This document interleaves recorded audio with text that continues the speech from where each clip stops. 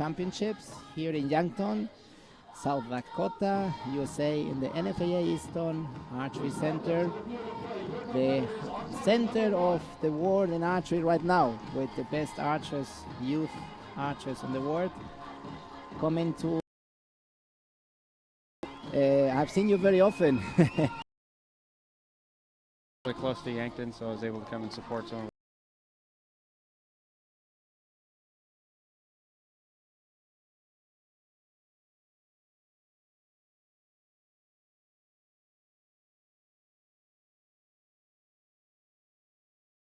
So not jet lag for you, yeah, for once. luckily.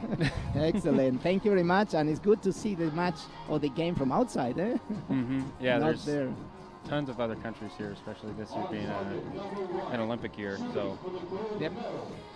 Good. Thank you very much. We are going to watch the first match. It's compound junior women team. So we have a team of USA against a team of Colombia.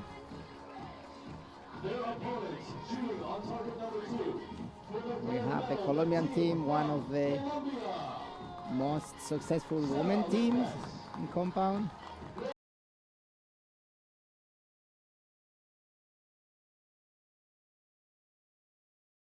I'll let you the honor to tell the names because so I don't kill them. for the U.S., we have Danielle Reynolds, Yes. Emily Fisher, and Paige Pierce.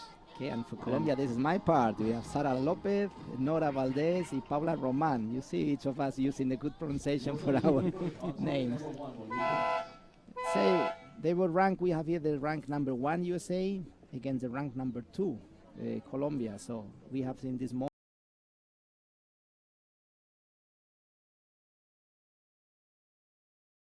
The third, first against the fourth. Yeah, there hasn't been very many upsets this week, but I mean, both teams have shot well. I think the U.S. set a new qualification world record for qualification for the team stuff. So Incredible.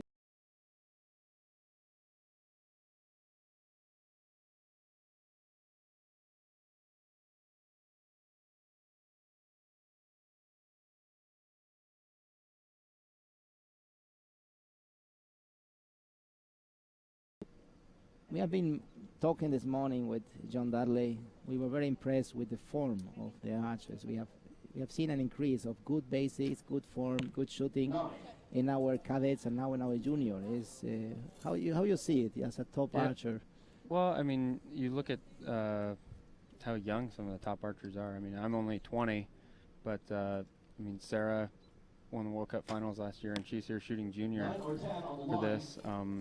Later today, Stefan Hansen shooting for the junior men individual and junior compound mixed team.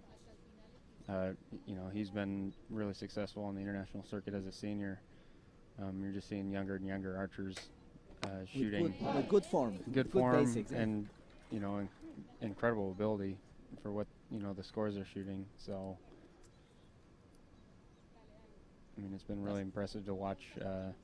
Even for me, I'm not a veteran by any means, but to watch some of the kids that I shoot with that are still juniors, how well they're shooting the same form, same or better score scores. Or better, yes. And they're not afraid to lose. They're still winning. Exactly. And no expectation, Right. No pressure.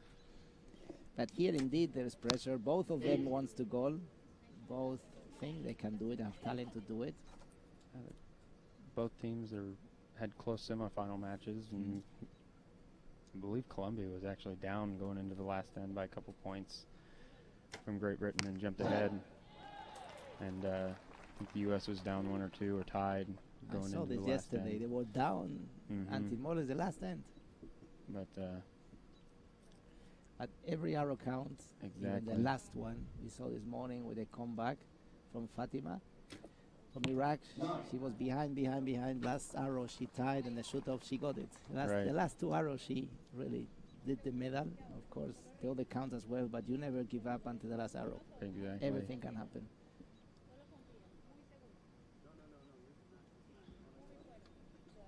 We're talking about the releaser this morning. We see not so many like this anymore in the top-level circuit. It's more back-tension ones. Yep, most people shoot like a hinge release or a thumb trigger, a T-handle style. There's still quite a few good shooters that shoot an index finger style, and that doesn't necessarily mean they're punching the trigger. They just prefer that kind of trigger. It's easier to punch, but you can make the back tension the same. Right, You have a deep hook, like John was saying this morning, and just keep pulling back. Right. I mean, if you watch, 2 out of the 3 shooters for the U.S. are shooting an index finger style release. Paige and Emily are both shooting a trigger or an index trigger release. And we were saying this morning, when you use the index, when a windy day, rainy way, it's a bit more easier to survive. But also when it's a good day, it's a bit more easy to have the tendency to touch before you're shot ready. All has to do with what kind of trigger control you have and everything like that. But I mean,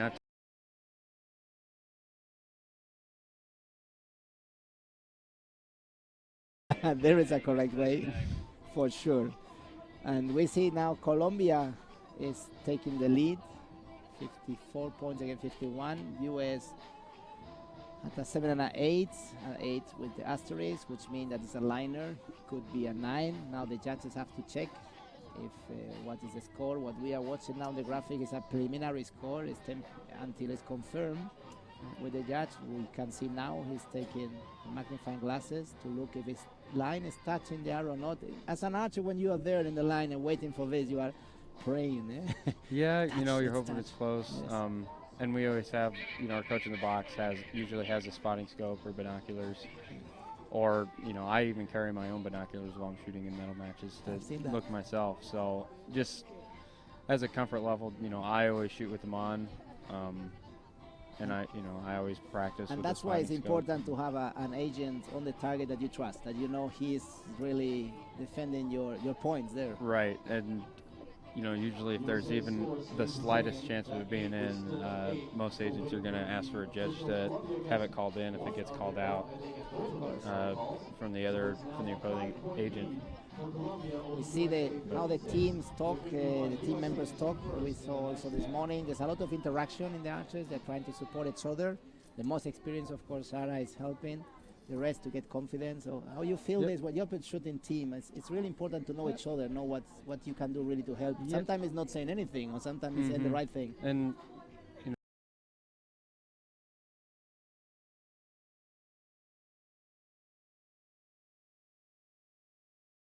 having really good communication with the team, because that's only going to help everybody, not just you, but everyone else in the team. If you make a bad shot, or if you aim in the center and it misses, you can say, hey, it went up in the middle and the wind drifted out. At the time we say it's a team score, it's not my score. Exactly. So we can see the archers, even they are a bit low, for sure they have tension, they are enjoying, they smiling, having fun. I think this is important to get in the mood to shoot and not get eaten by all these nerves that's happening. It's good to these happy faces. 9. So like I said, both Paige and Emily shoot an index style trigger.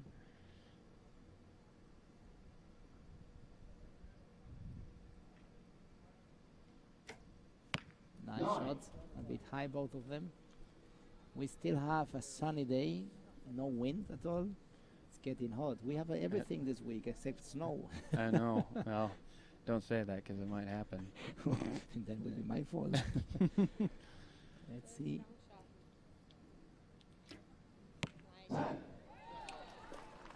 Okay, we got the wrong target, but that was a 10. 10-9-9 for the 3 first arrow. And here I have a nice view of the field with the teepee, Indians teepee. Yeah, they did a really good job setting up the finals venue. Yeah, fantastic. We have been discussing this. It's looked different. It's not a typical one we have in the World Cup World Championship, and it's really iconic place. We show what you have here. It's really integrated. It's not easy. We have a hotel, we have a building to make it look nice.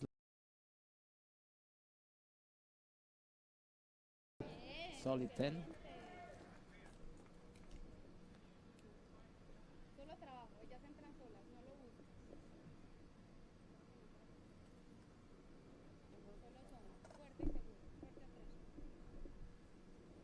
The instruction from Sarah to her teammate. Just like I was talking about, they're you know, They don't want to give any possibility for Right. US to come back. the winds picked up just a little bit from this morning, but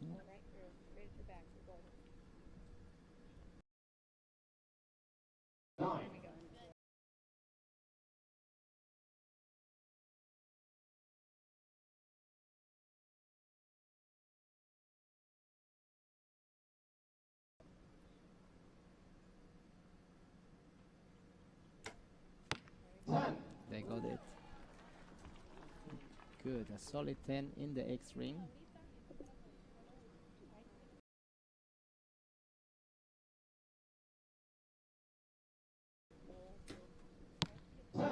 Another one. 57 points on that for USA.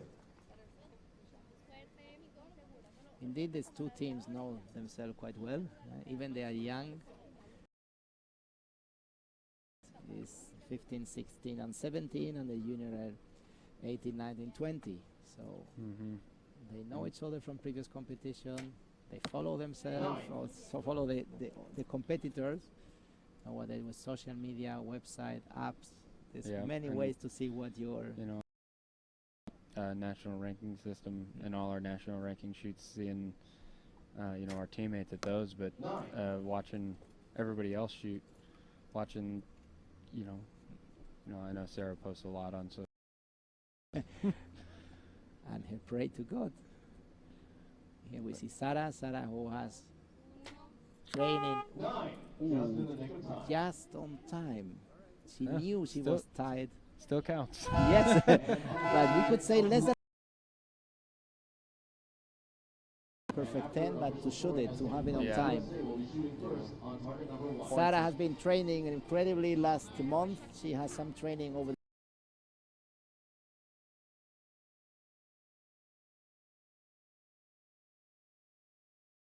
I mean, it's some for.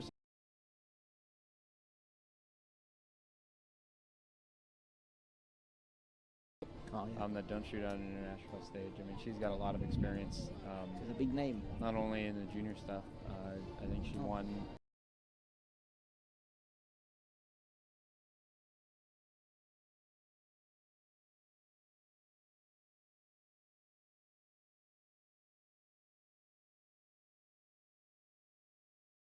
Rio and did it. So it's amazing when you challenge a man to say, let's see who is the first one who well, does the she world had- record in a competition. It's not in a season.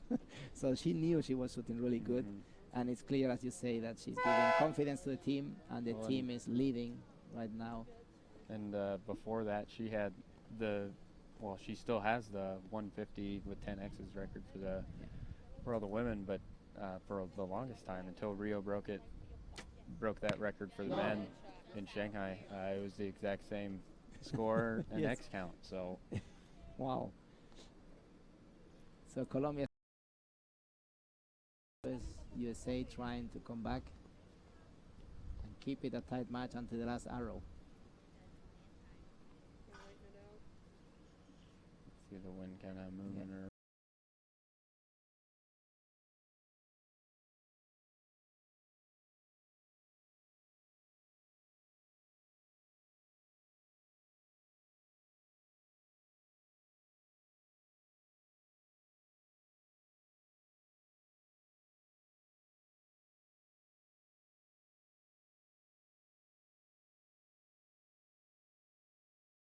Especially when it's a windy day, you expect it. When it was not windy and start blowing a little bit, it's more the feeling you have that, oops, there's wind here now. Right, exactly.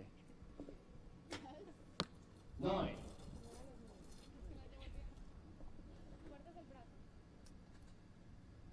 Yeah, you can definitely tell that Colombia is kind of feeding off of Sarah's confidence and her experience and such. So Yeah, she's playing with this. It's clear. 8. Oops. But as an experienced archers or new archers, they feel like if I have a little screw at an 8 like this, Shara will fix it.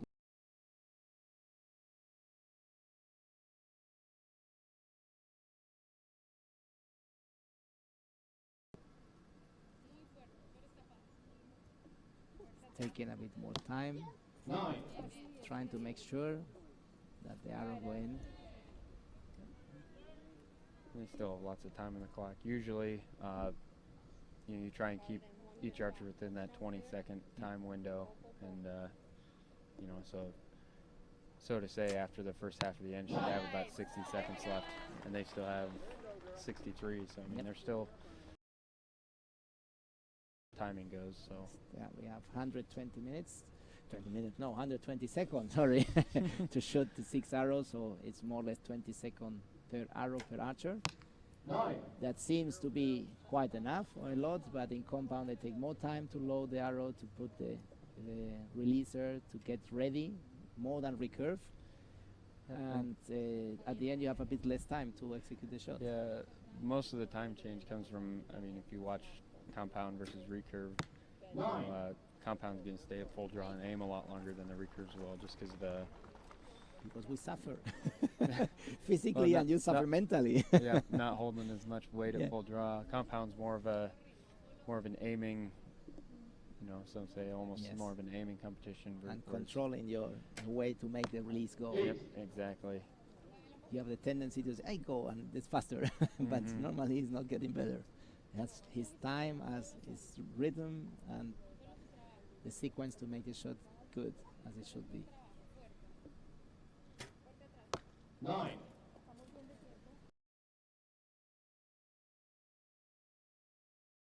For US to come back. Yeah, giving a few points back. Yes. There We have seen this morning as well. No matter how much was going, at the end was like balance again. That's Sarah. Yes, that's Sarah. That's what we used to see in Sarah do a lot.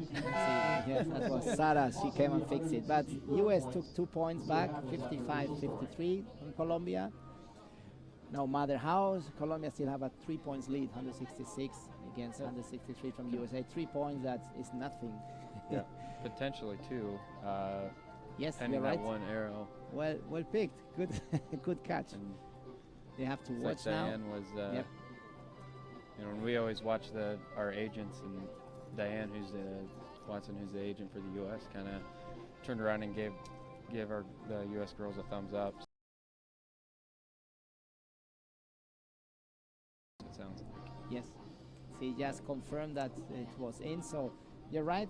Well spotted. Was good to have you here. You see, I miss it. That's why you're so good in this little target. Yes, 2 points lead. The graphic will be updated as soon as the score is confirmed.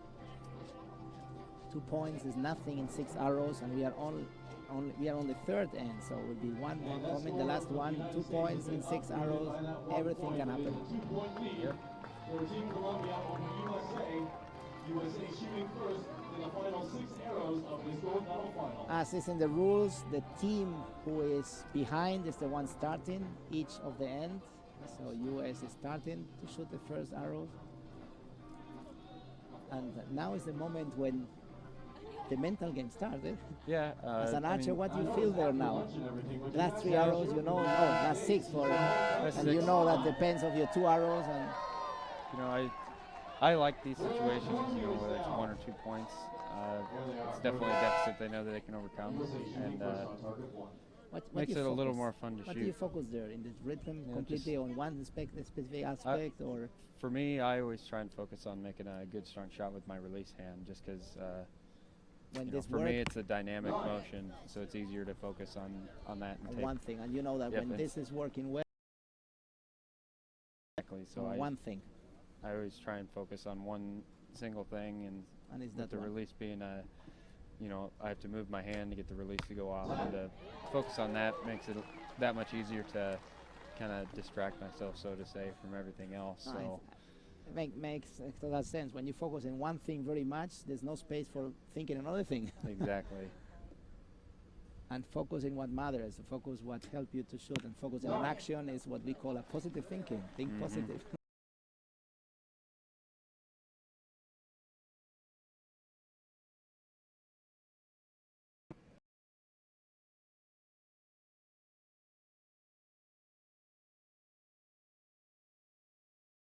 You're doing a nice job.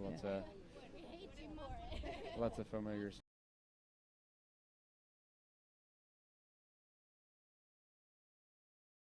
Main TV team hit the roof who was doing an amazing job in all our World Cup World Championship. We have video production we call the Event Toolbox, which is, let's say, a plug-and-play system that make timing scoring.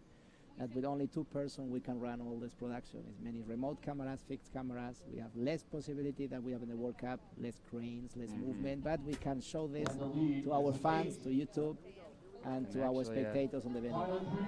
USA actually, with that arrow from Colombia, USA actually just took a 1-point lead. So, like I was saying, and it's Colombia keep them away. Yes. In these conditions, anything can happen in 6 arrows. Yes. So, with the if U.S. can put 2 10s in right now at the very good. They really want to depend on them and not on Colombia. At the 10, they can really force Colombia to shoot a 30 just to send it to a shoot off. So you can kind of hear Paige talking to her teammate. Final 3 arrows for Colombia. We want to do it exciting. Oh, she crossed the line. Card. Yes, we mentioned this morning when you remove the arrow before you are from the quiver before you're on the shooting line, you have to go back, or probably she entered before the time was running. Yep, and for the second group.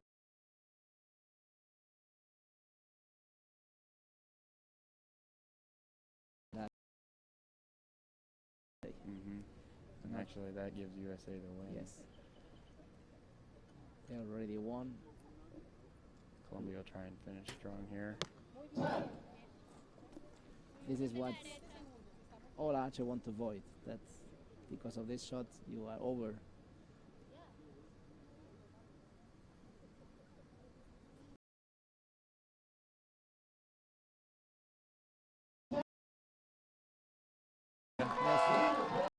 One is good for US team. Yeah, they're just treated as well. So.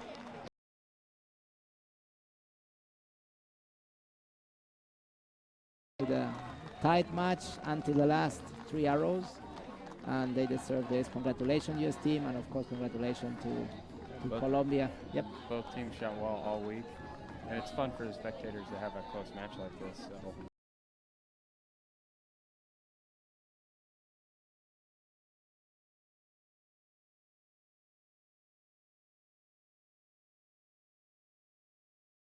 Team match coming up next. Yes.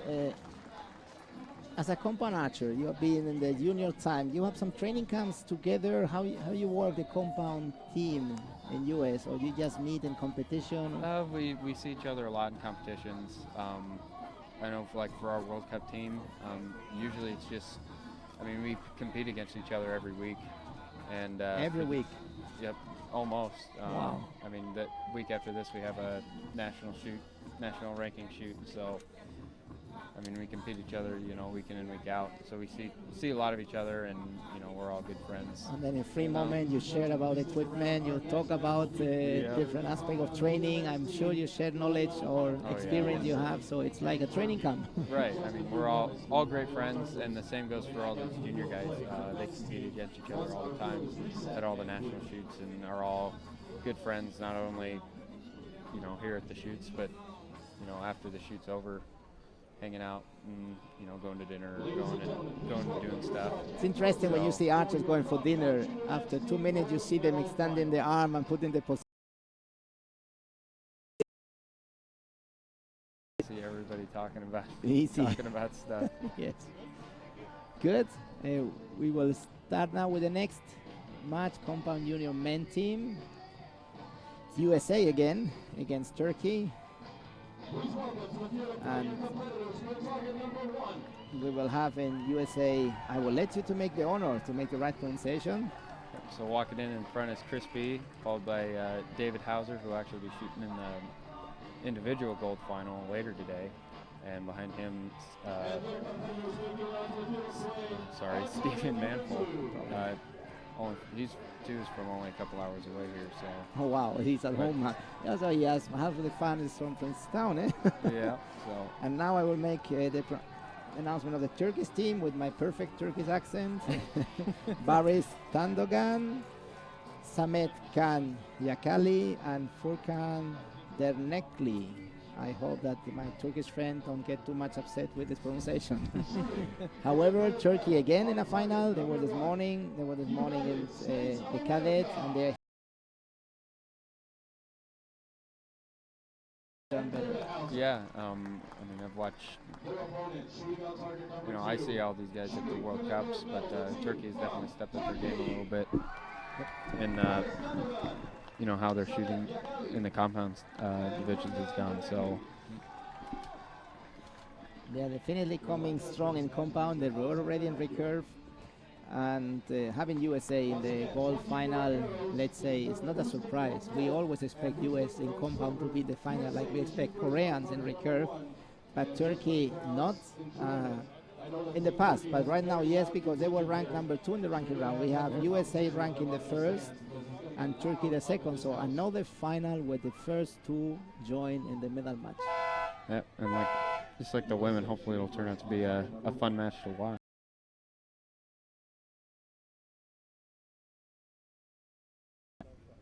In the second match of this afternoon session.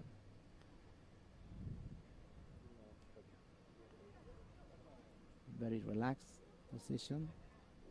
It's nice to watch.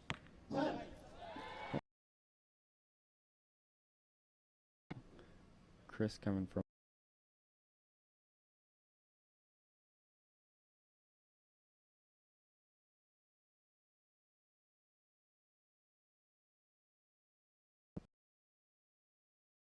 bit on the left, on the top at the end, which is making the bows quite heavy, but especially in the stabilization, getting heavier and heavier. How do you feel about that? How do you like it? I've shot it both ways. Bows that I've shot in the past, I've shot with a lot of front weight. And, I shoot about 10 ounces right now, which isn't, a small amount, but compared to what some guys shoot, I mean, if you watch Rio. Yeah, I was just going to say Rio, for example, shoots an impressive amount of weight in front of his stabilizers. What was your feeling when you had a lot of weight? What was the downside of it, and what was the benefit? I mean, the benefit, the bow is going to move a little slower, but the heavier the bow,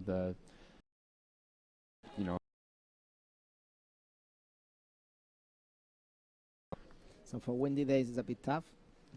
So, and you're saying windy days is a little tougher, but also in the wind, it takes more energy to move the move the bow out. So you were testing, and you decided one that make you more consistent. No, the one you felt better. Yep, it's all about finding kind of a happy medium between the two. And it's very individual, depending the arch of the physical condition, how they expand, how they make the release. Right, exactly. So when if you have more holding weight or hold a little bit more weight at full draw, usually you'll have a little bit heavier of a bow, and vice versa. If you got a lower holding weight, you'll hold a little less. They expected and get US a bit of lead. Now let's see what.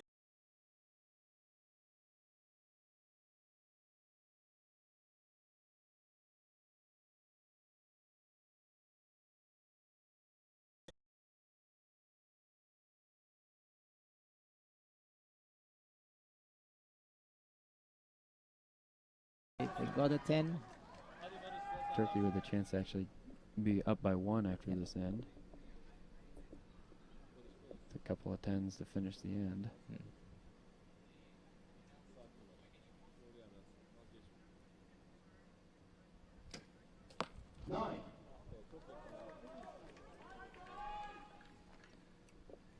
We see the wind, yes, coming a little bit.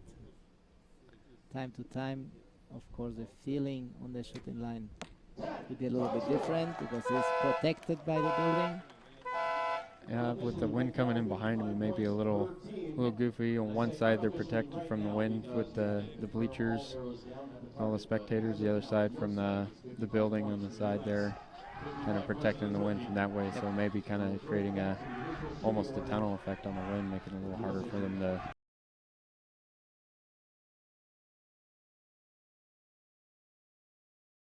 For the spectators here, it's good for who is watching. You know, for me, in the way I look at it, I always like to. You like it. You say before you like the It's situation. fun. It makes it a little more fun.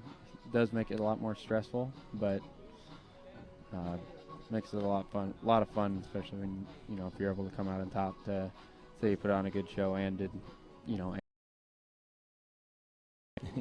That's the key part, and still end winning. right.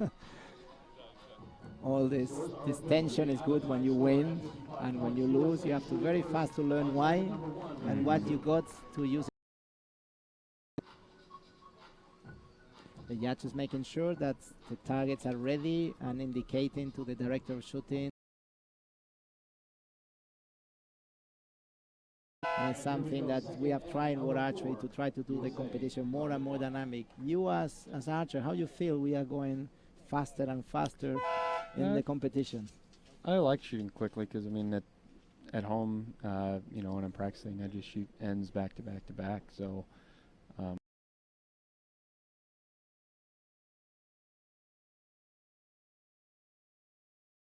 shoot an end or two and then kind of sit for a couple minutes.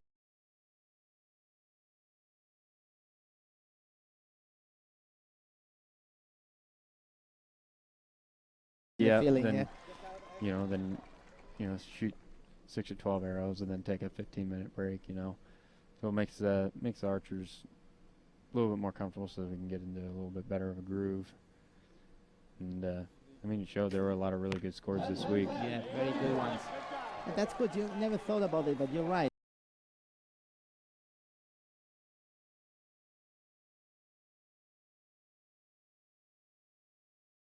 In the rhythm, so you can very similar as training. Yep, and when you get it right, you keep it right. Yeah. Not so many break that can break this. Makes it easier to get into a groove and easier to stay in that groove once you get there. So.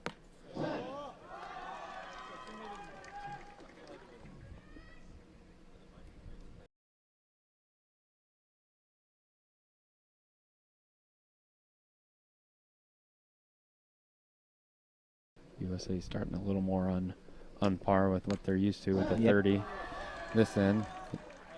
Turkey's not. Doesn't want to leave it. No.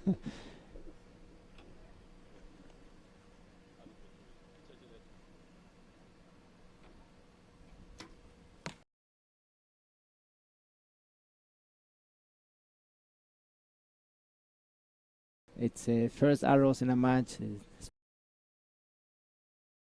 Your shot, you want to get in this groove in this way that you know what you're doing and you know that this is you, that is how you shot and how you shoot normally.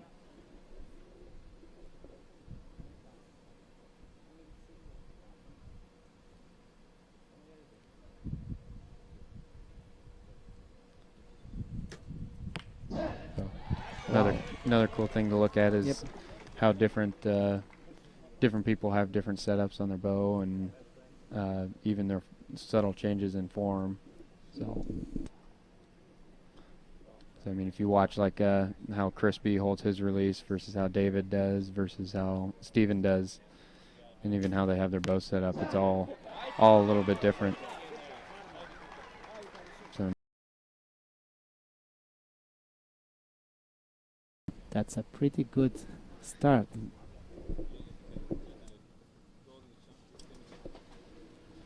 Let's see if Turkey can keep the pressure.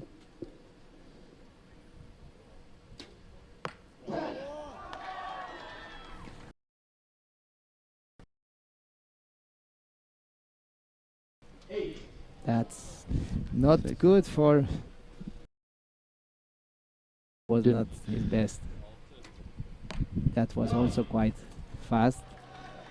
I think the wind picking up just a little bit here, but so US leading 114 against 112, 2 points lead in the second end. So we still have 2 more ends to go. 2 points is nothing, as we have seen before. South Dakota, USA in the World Archery Youth Championships happening all the week, and now we're in the finals, the compound finals. There was some discussion this week. We in World Archery we decided to play music, all the time, even when they are shooting, competing, training. So we have music, and we have some coaches coming. Can you take out the music because the archers get distracted? And then you talk to some of the archers, say, we love it. You like the music when we are shooting ranking round elimination as a background, or you think it would be more better have it quiet and you play your own music in your iPhone? I listen to music when I'm practicing at home, and it doesn't have to necessarily be anything that I usually listen to, just having some sort of background noise. We are thinking that when it's too silent, people get a bit, what's happening?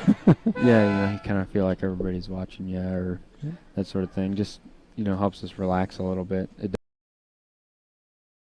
A lot of the U.S. people feel kind of the same way.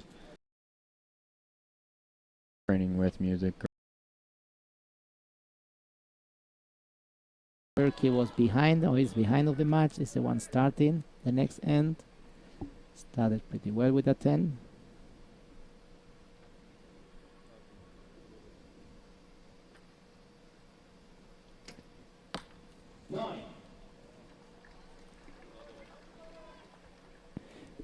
It's a pretty good crowd here. People, archers, local. Have been a huge welcome. The city, have you see the people? Have you felt this? Driving around town, you see a lot of welcome archers. A lot of archers. the signs that say "Welcome Archers," good luck, and stuff all around town. So it's good to see a community kind of come together and support not only the U.S. team here, but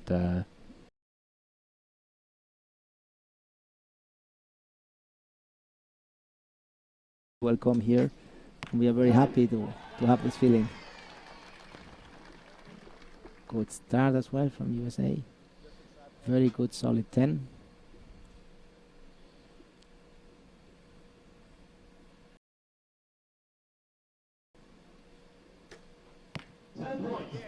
Yes, kind of finding their groove here. Yes.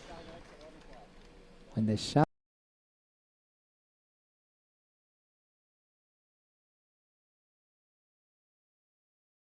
the line.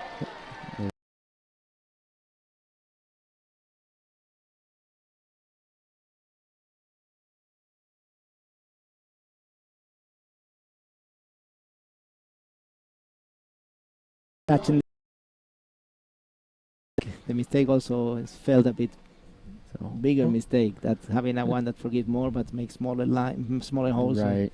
It's not touching. Have you tried two different diameters of arrows? I shoot the same arrows that David does actually, the bigger gold tips, and for me, I mean, if the wind's moving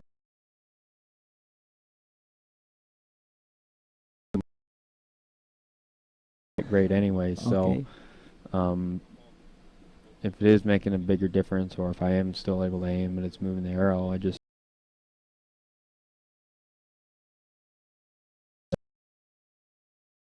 X10 or a Nano series. Nano. Aiming off, for those that does not know too much about archery, is when you aim not in the center but on a side. If you don't train, is that you are aiming out, and when you release you move it in.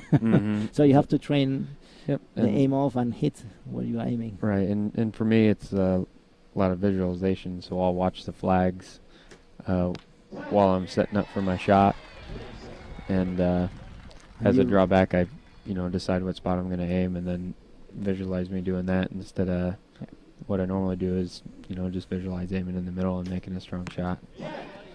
Okay, so you find out where to read the wind properly. Sometimes it's in the target, but sometimes the flags around, sometimes it's a tree, something that gives you a clear indication what the wind is really doing, and then you decide where to aim off and you go for it. Yep. So and World Archery always has these winds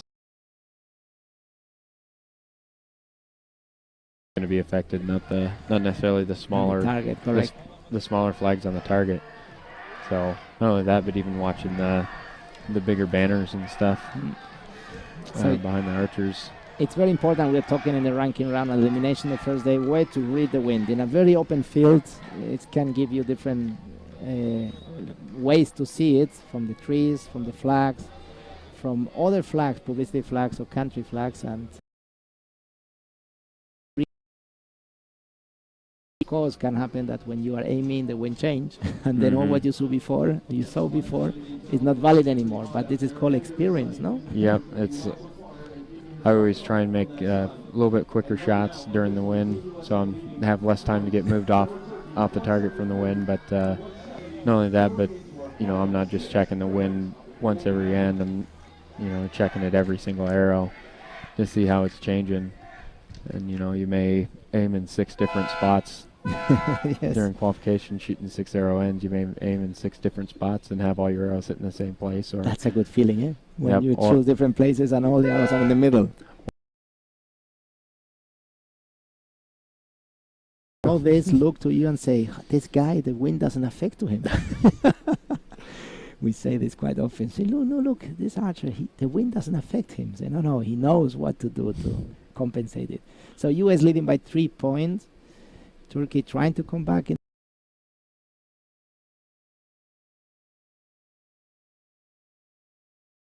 They know that with the U.S. team, the only thing what right now can save them is to make all 10s. kind of call it giving the bow a little English, kind of throwing the arrow in there.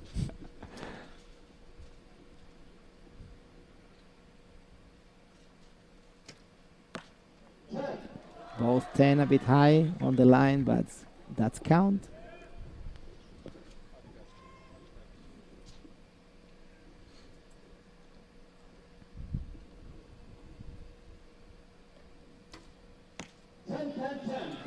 Putting the pressure on Yes. the U.S. here to shoot 3 good arrows to follow that up.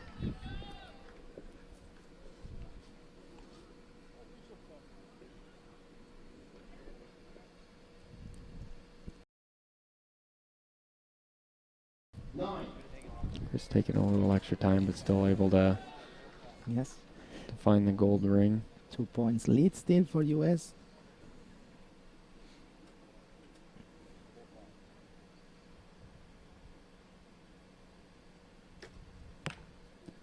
Ooh, that's not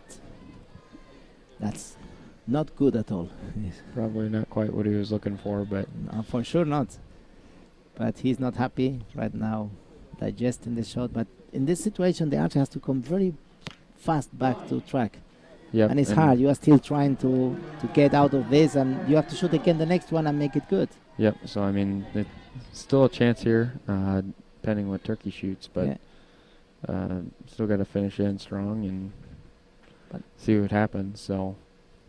because now things change. Now Turkey know that they can win, Mm-hmm. and sometimes the mindset change. So. Seems like a 9.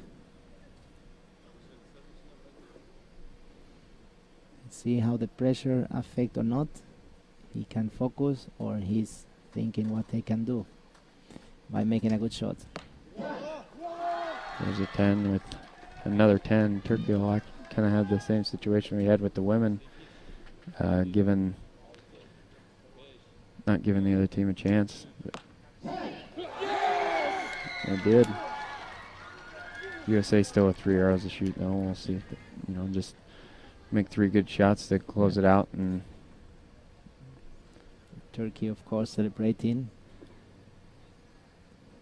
but very respectful at the same time, because now the US team is shooting and they are quiet and not trying to show too much emotion.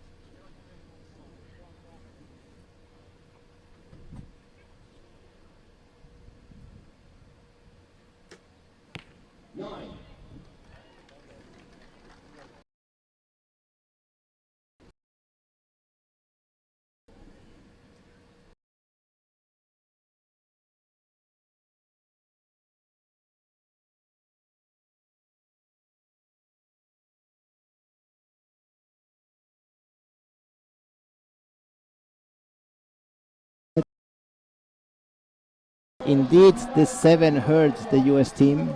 It was a very tight match, and in tight matches things happen, that as soon as one drop a little mistake, you're done. It is compound. Compound is about not missing the 10, when recurve is about trying to hit the 10. yeah, and and I know Stephen will be pretty hard on himself, but knowing Chris and David, I mean, they know that it's a team. Can happen Team to effort, anybody. so, yeah, Totally there's- right. There was Anyone. points that everybody left out on the table. So Now it's me, tomorrow can be the other one. When you're in a team, every arrow is a team arrow. No matter if it's a 10, a X, or if it's a 7. So it's clear. But it's clear that if you are the one who makes the 7, you need some time to digest it. You feel a bit responsible of it. But also you should not be too tough, because when this happens to another of your teammates, you don't want him to feel responsible either.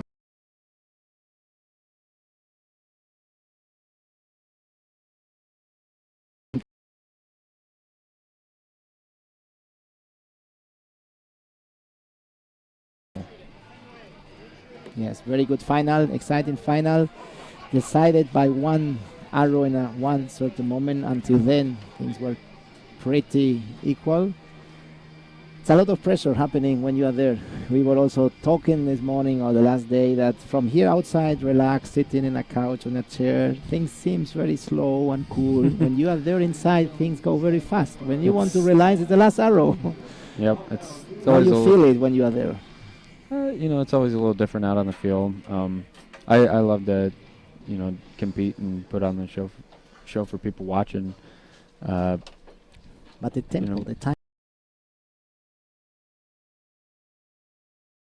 It can for sure. You can be shooting all of a sudden have it be the last end, or I've also had it to the point where you feel like you should have shot 100 arrows by now and you've not shot an end. So we are pretty good on time.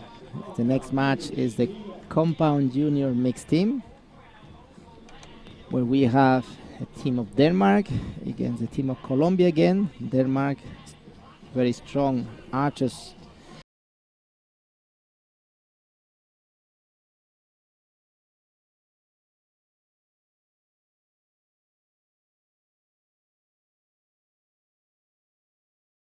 Jensen and Stefan Hansen, and from Colombia, Sara Lopez, the champion Sara Sarita, and Camilo Andres Cardona. And for actually both of these teams, it's the same team that shoots the mixed teams at all the senior World Cups. Totally right. So, I mean, tons of experience between the four. Many the finals. 4 of them on the field right now. So, Stefan. Yeah, totally right. We have the World Cup and World Championship, and they have met several times, many times. They know each other very well, and they are in a top level scores, even being juniors.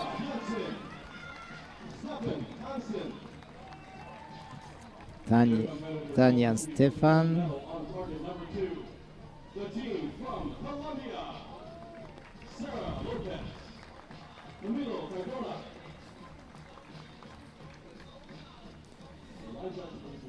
Sara and Camilo ready for this gold medal match.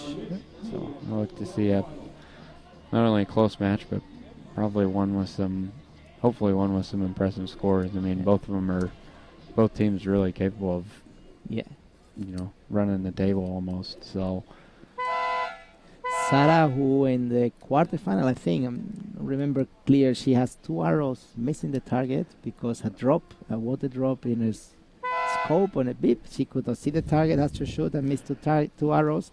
We were surprised to see Sara with 2 misses. Say something wrong, or maybe the result system. And no, she told us that the water, like it happened in Shanghai, I think, 2 years ago. Yes, with all the rain that they had during elimination day, there were a lot of people with a lot of water on lenses and.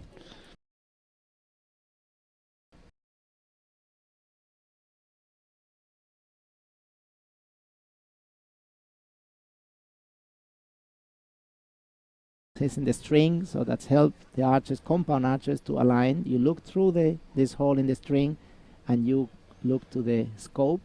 So that's really aligned. You can see in the if you look real close on the string, right in front of the eye for all these guys, their right eye. They're actually looking through that. You can see right now in the string. You can see in the height of the eyes. There's a little plastic. And in some of them they have no lens at all. It's just a hole, and some have a magnifying lens, and that's what Sara was using.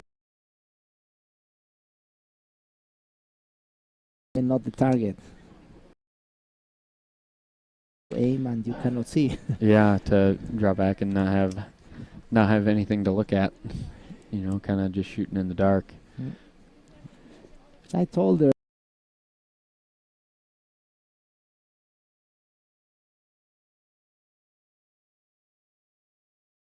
PT training so hard and being this level, and one drop of water throw you out of everything.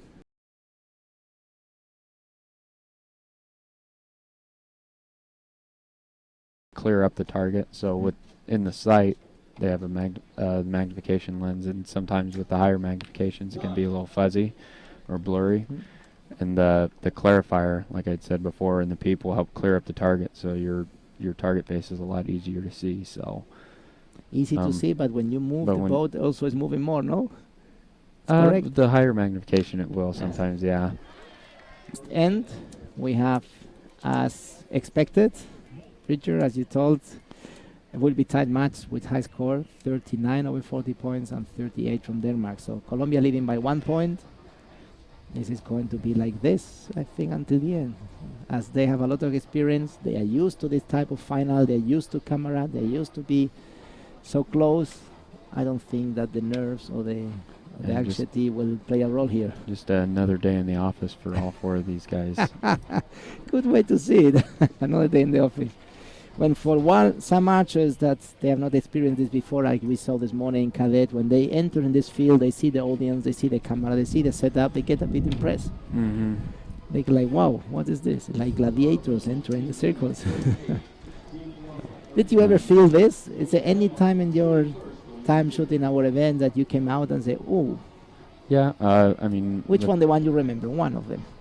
One I remember was the Indoor Worlds when we had it in the U.S. in Las Vegas before the Vegas shoot. Yes. And to have a lot of the shooting the gold match there and having all the platform.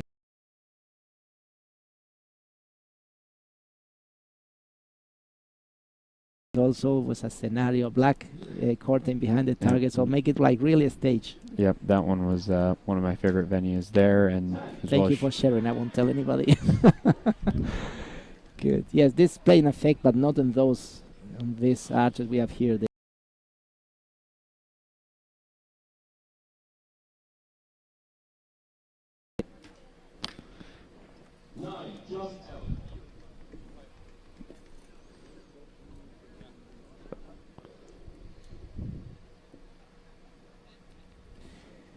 Good for Sarah. There's no rain today. No way that a drop can go in the wrong place.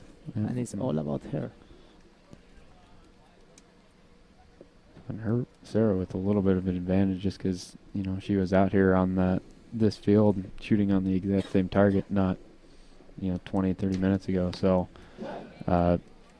she's already kind of got an idea of how the wind is acting and how the wind is affecting her arrows. So very good point. It's true, she was here before, she knows what it is, she knows how to read the wind, she knows that what is happening when the other team, the Danish team, Tanya and Stefan, is the first time they touch this scenario. But seems that they got it right. Not affected them very much.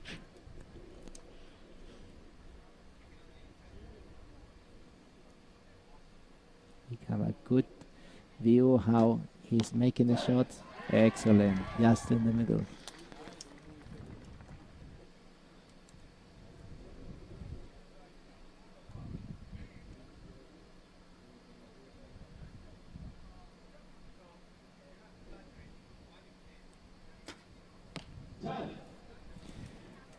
Sarah back to the center.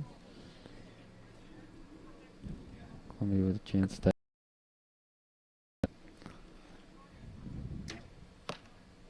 And he decides to keep that going. Yep. On the line, but count. We have Colombia 78 against Denmark 77. Still tie. As it expected to be until the last arrow. Two teams with amazing experience. Who knows what is to deal with all this tension on the field of play, fighting for the gold. Denmark, which will host the World Championship very soon, end of July. Yes, the Senior Worlds in World Copenhagen. Archery, correct, World Archery Championship in Copenhagen, when a record of participation, 100 countries are registered. We will have a record of number of archers, record of countries, and having seen how the scores are evolving this season, probably world record in score as well. The level in this season has started very high from the beginning. Yeah, and like I had mentioned before, with it being an Olympic year and Olympic spots on the line for a lot of these countries, a lot of the countries going are bringing full recurve teams. So well prepared, well trained, and looking for this Olympic spot, which are so important for all the federation that justify the funds they have put, the work they have done, trying to go to this Olympic dream in Rio 2016 next year. We're talking this morning when John as well with the design of the t-shirts. It's getting more and more professional, nice, cool looking uniforms. Yeah, Denmark before always had just a red shirt. Now they got a cool one. We saw cool the US team there as well. You have quite elegant and nice. You have the Colombian team with the British team.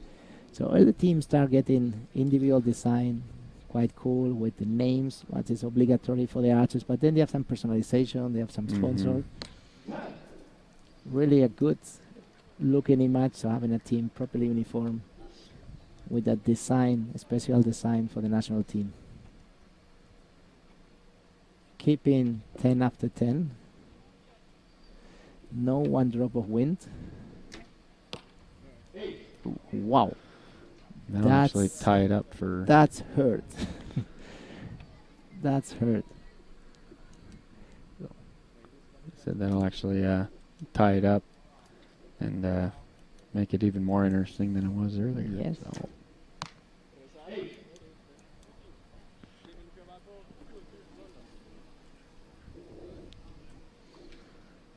Nate there actually right back to where we were before. So, give some and you take some. Yep. That's a little window that give you air. Mix here.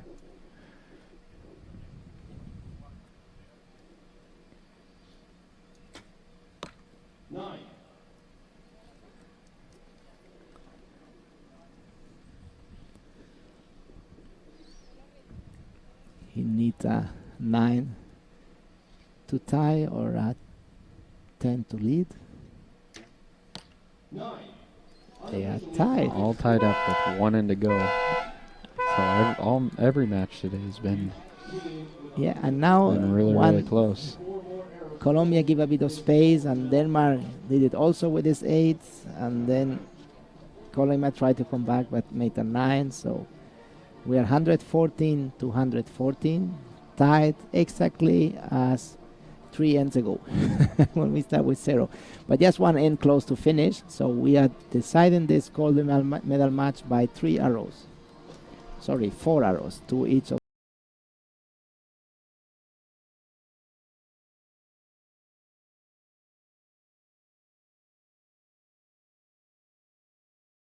the TV graphic is coming from a spotter who is watching with the scope, the score, and make a manual entry.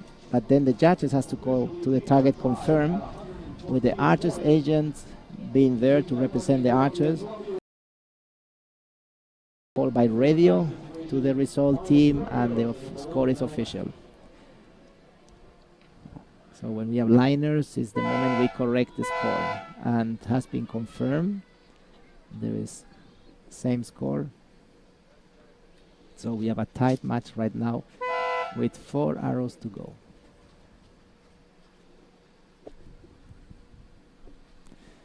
Spectator silence, tension here. I said all the matches this morning or this afternoon, sorry, have been real close and a lot of fun to watch. So, gotta say, not necessarily what the archers may be wanting, but it's definitely what the spectators and everybody online is looking to watch.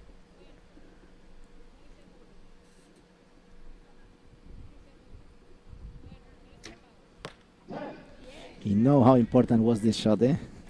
Took his time and made a good He shot. was taking the time. He knew that he cannot give another opportunity if he wants to be there still in the match. 2:10 to start for Colombia, and let's see how Denmark.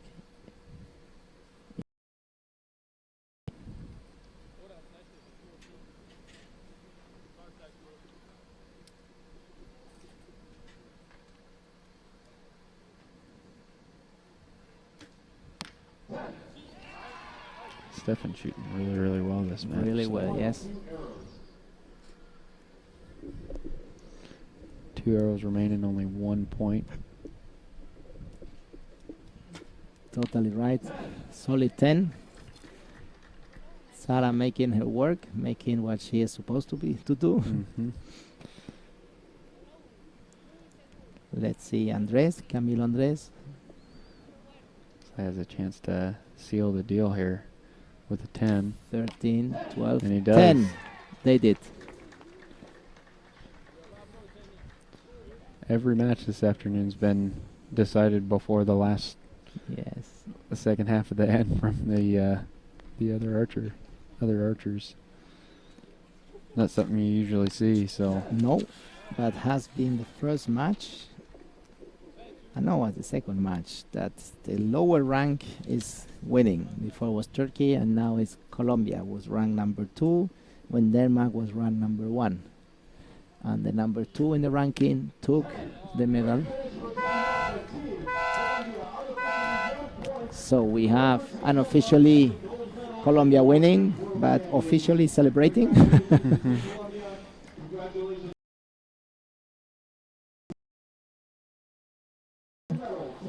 They know each other very well, they respect each other very well. It's something that is very common to see in archery. We are enemies in the shooting line, but very good friends out of it. Yep, exactly. I mean, it's such an individual sport. We all have, something really similar in common to, travel around the world and do this kind of stuff. So, and off the shooting line, we're all really good friends. So much that when an archer has troubles and when an archer finds himself in equipment,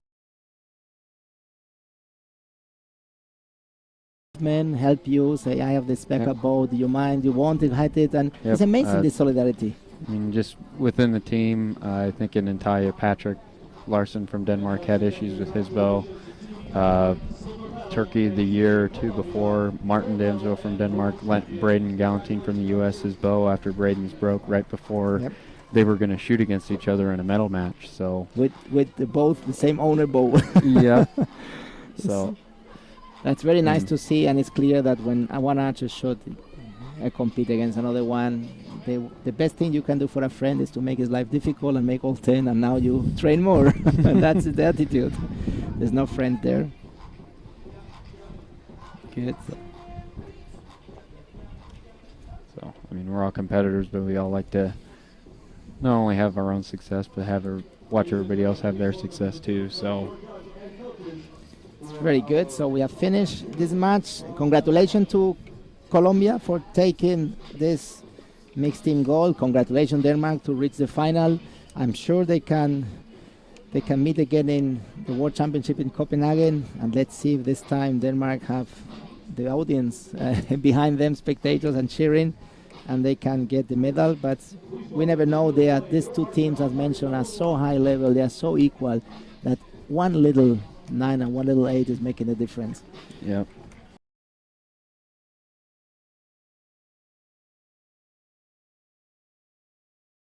We have 4 more to go, but now we are going to the individual matches.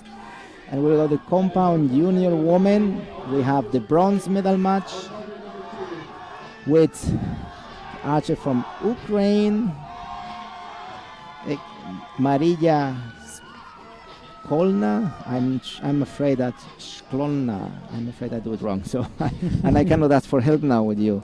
And against the Mexican archer, and this one, I'm sure I can do it right, is Valeria Zamora Moreno. In Spain we say Zamora, but the Mexican make a lot of fun when you use it Zamora. They use more the S, Zamora. Zamora Moreno, we say cerveza, and they say cerveza, which is beer, by the way. Oh yeah. Good. The presentation of the two archers.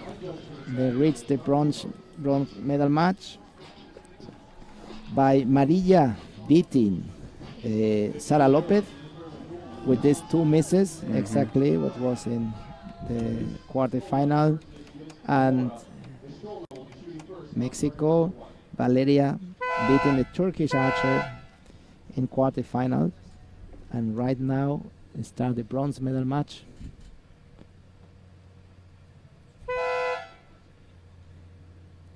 Maria starting the match. Again, a lot of weight on the front.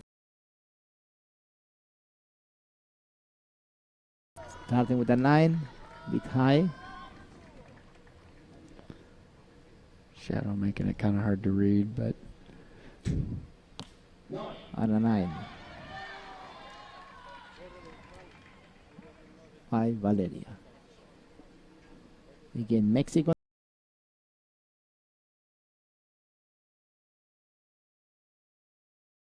Medal match. 2 arrows high.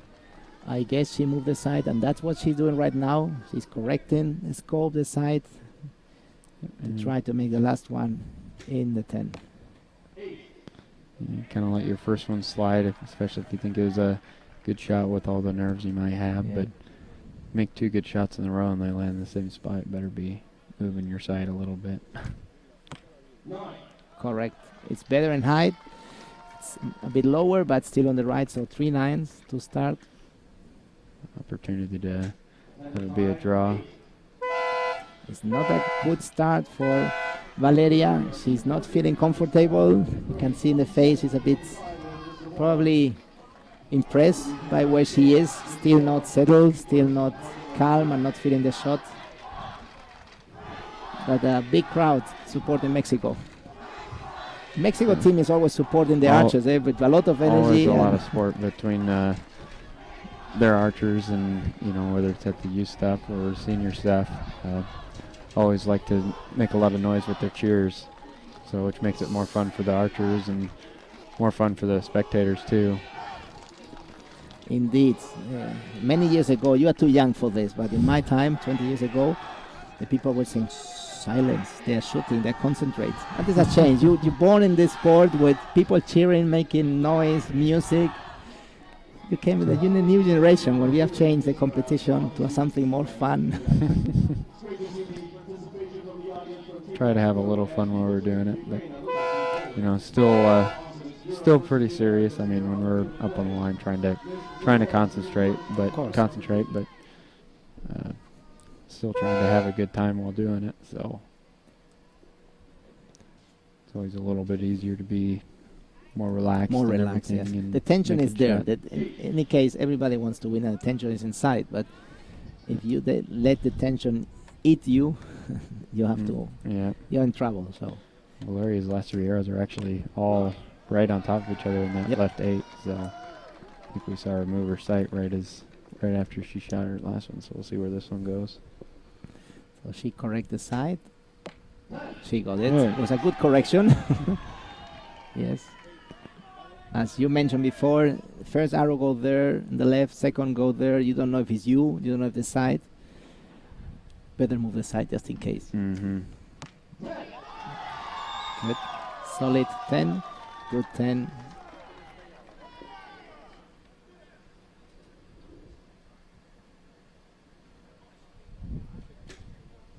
Nine. 27 from Zamora.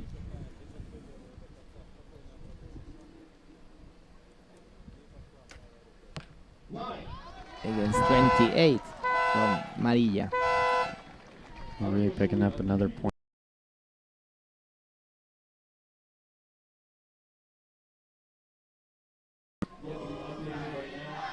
With the Ukrainian crowd supporting the top of the stand. Archers checking, or the coach right now checking the arrows, as the arrows are removed from the target by the agent and brought by arrow runners. It's very if everything is good, because it's a pity to lose a point because the vein was loosened. Yep, and you know, for us, a lot of times we'll have an agent. If we had, you know, 2 arrows that were real good and one that missed, they'll take and separate the arrow. You know, they'll put it in the arrow tube or give it back to you upside down. You know, just so you know which arrow to look at to see which one it could have been. Yep. So it's a good tip. If the arrow runners do not know it, they turn it back and you get a tree like that. yeah. But it's true that the agent make a good job. They explain them and they give them back in the order they want. Let's see if Zamora can come back and put some pressure. He start with a 9 at 12 o'clock.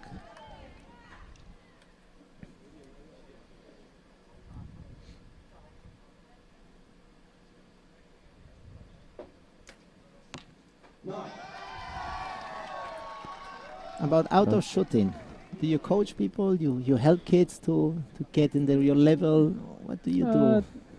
You know, I've helped some people, but not, you know, beginners necessarily.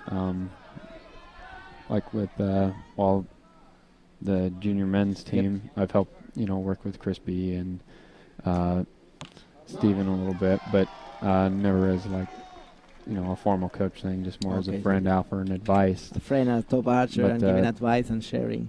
Yeah, but I mean, at our local club and stuff, if archers have questions, I always try and help them out however I can, be it form issue or equipment issue. But, as for sure, many did with you.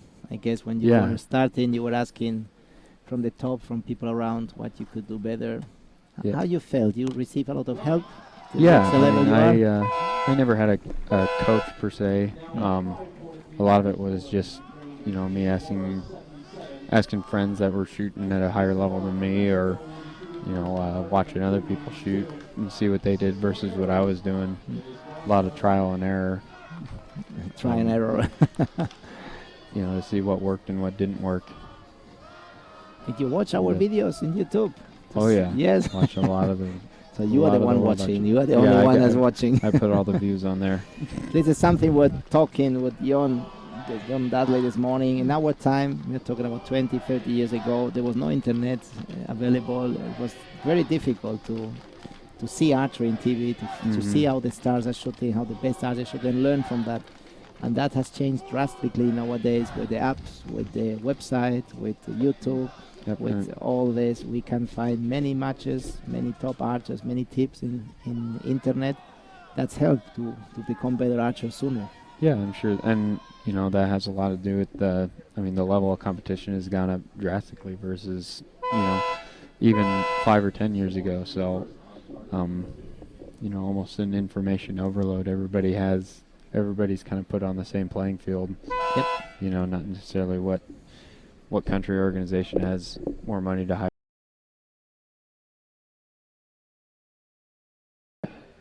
Having the information accessible to anybody at any time. So I'm sure that has a lot of credit with, or that, you know, that kind of thing deserves a lot of credit when it comes to how, you know, how much higher the competition level has become in all classes, not just compound.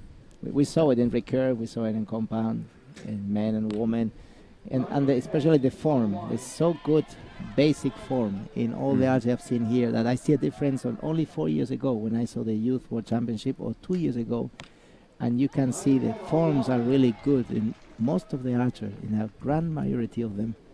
Proper form, proper stand, good position, good expansion.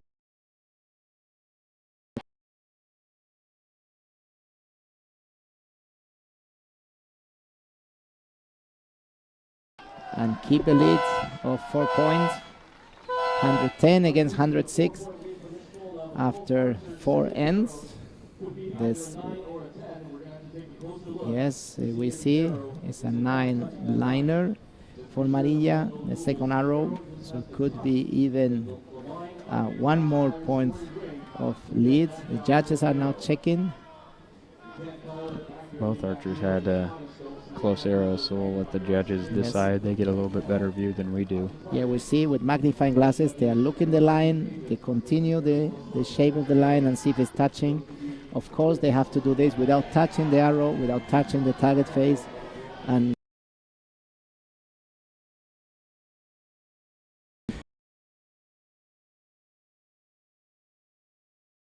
of course, agree with the call of the judge. There was no discussion.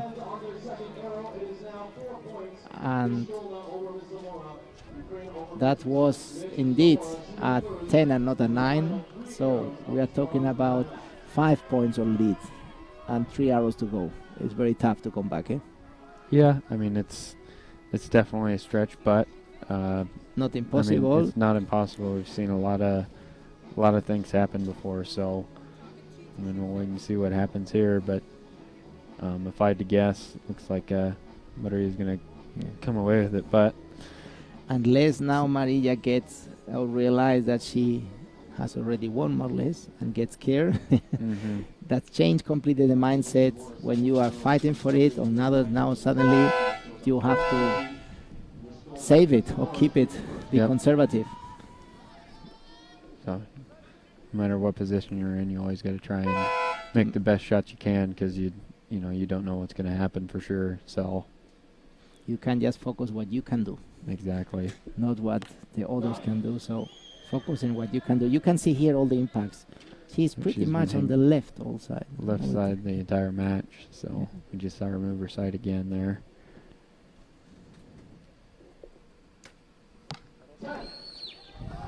Good shot.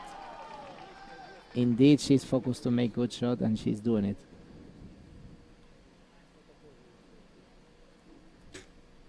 There she's back in the center ring. Even so, let me be bad boy. A bit on the left still. An X on the left. That's what we coach used to say.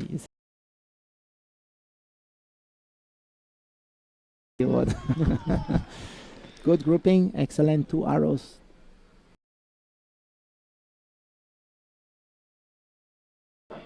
And that's when the archer turn and say, you see, it was me, not this side. And right, 9 on right, she make 10-9-9.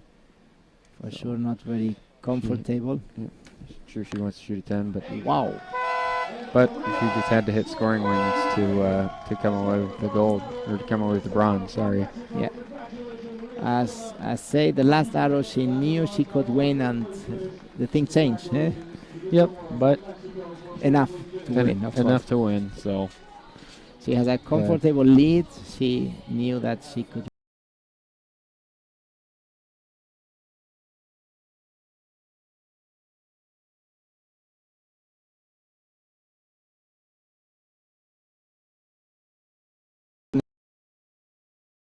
Congratulations, of course, to Zamora. She's not happy. She is digesting it, thinking what she could have done better for sure. But congratulations, arriving at final is not easy. No. So, Rich, I thank you very much for being here, for helping us. I will let you now make your own stuff out of this booth. Enjoy a bit the event. Look around. Thank you very much. It's been a pleasure having you here. It was great being able to watch. Get a little bit better view here than from the bleachers, if nothing else. So. Sorry, now you have to go to the sun. I will follow you in the World Cups and World Championship. It will be a pleasure seeing you, and I'm sure we will see us around. Thank you very, very much. Great talking to you. Thank you.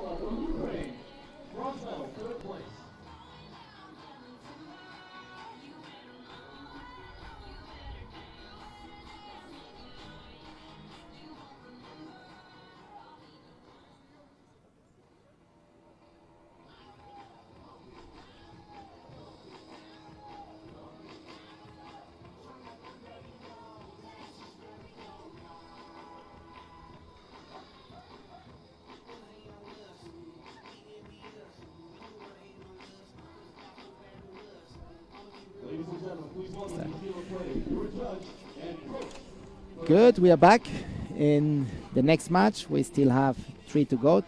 We have now our compound junior women gold medal match here in Yankton, South Dakota, in the fantastic NFA Easton Archery Center, with a special guest, with a very strong supporter of the Center of Archery Industry, World Archery, NFAA, factory, Mr. Greg Easton. Welcome, Greg. Thank you for coming by. Well, thank you, Juan Carlos. Appreciate the welcome. Good to be here. I'm happy to be watching some archery, and now you put me to work. You were having too much fun there with Yes. the VIPs and moving around and say, let's talk a bit about archery here in your center, more or less. It's Bruce Center, which let's say share with you. Yes. We were talking this morning about all what Easton Foundation is doing for the center, and this is a good proof for it. And having this event here is a proof that investing in center and making the sport better is paying off quite well. So how are you also feeling what you see here when you have seen this center growing from many, many years? Well, it's very exciting. I mean, it's not necessarily what we had envisioned this much of a world event, but Bruce is a big dreamer, as you know, and I think he always envisioned this, and it's great to actually see it here happening. It's a wonderful event. The crowd here and the locals have been so supportive of the event. I think everybody's had a wonderful time, and it's great to see it here. Yeah, it really is. It's the fruition of the view of put the center, attract archery, start attracting archers and people, and then events, and really do what we can to support and grow archery. Indeed, we've discussed this all the week and people see it. We go to the final, to the gold medal match. We have two Danish archers. We mentioned before how strong they are. We have Sarah Holst against Tanya Jensen. Tanya already was here before, the mixed team. Sarah is the first time she's coming. It's going to be a match between two Danish archers getting ready for this gold medal match, but also for the World Championship, what's happening very soon in Copenhagen. Start with an 8. Sonningsen. Solid 10, and the wind's picking up a little bit, so I don't know if it's going to start impacting them or not. But hopefully, because we are getting hot here. Archers might disagree, but yes, you're right. We can see the wind coming a little bit from the back of the archers, and it's getting hot as well here in Yankton. Good, solid shot.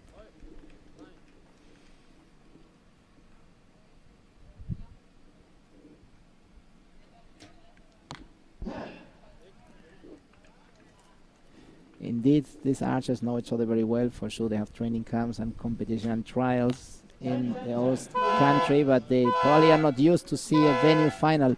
You, Greg, organize our World Cup for 3 years. Then you know what is being organizer of an event like this, dealing with kids from 15 to 20 years old. So now you're on the other side, seeing Bruce.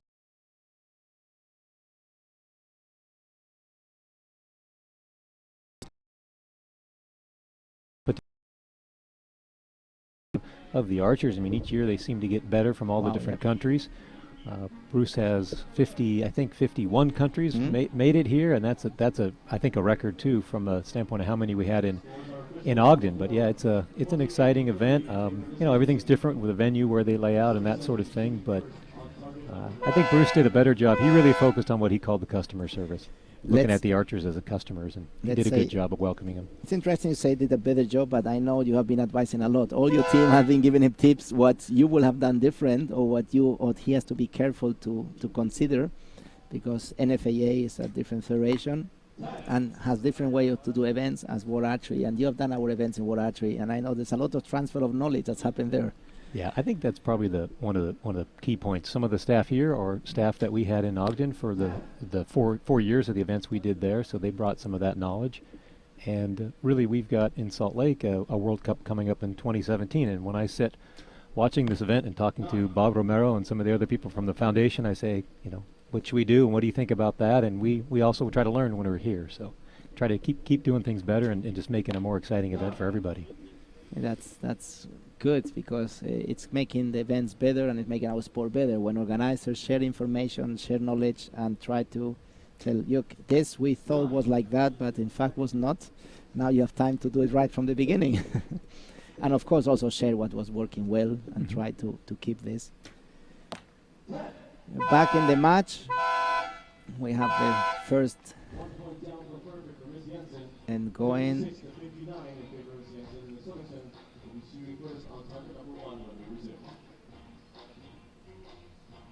Yep, as you can see, we can see here the arrow runner bringing the arrows back. Arrows are brought back by volunteers from the target to the shooting line.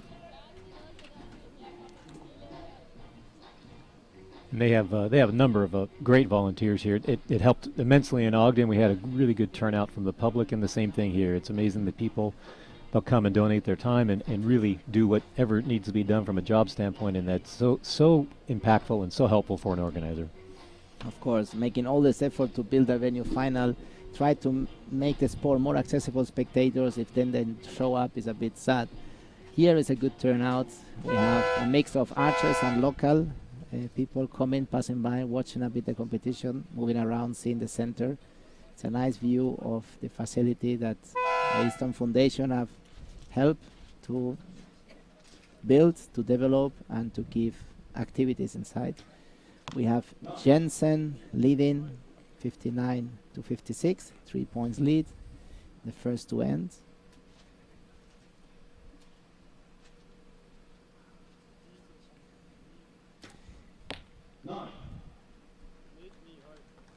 It's a lot of silence while the archers are shooting and people are expecting. Let's see what is happening here. Well, and it's hard. There's not a team to cheer for or against. They're the same team, so it's harder to get the fans fighting against each other. It's right. We should pick half of the stand cheering for one and half of the stand cheering for the other one.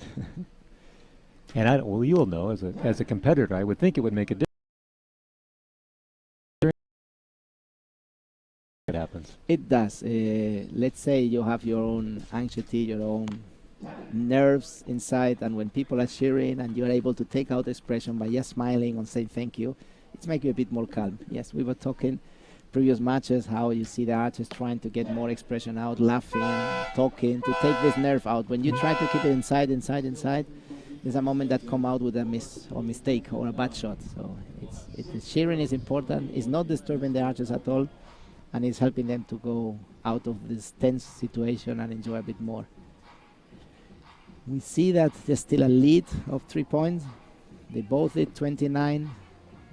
Very good score, but we can see tension in the faces. They have their own focus. There's one coach share for the two archers. Yes, yeah, I noticed that earlier. He gets to coach them both. Yes, we saw this 2 days ago with the Korean team. One coach for two archers. It was quite interesting. He took the decision to give advice in each end to one archer. So you say, now I'm your coach, and the next end I'm the coach of the other. Here it seems that he's quite neutral. He gives the score of the archers. When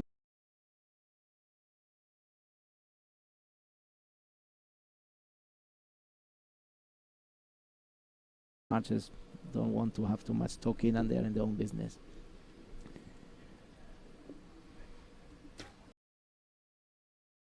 With Rich Deaton and John Dudley, and John make a good question. What is the piece of equipment I think has made archery better? And we came with the conclusion that was the arrows.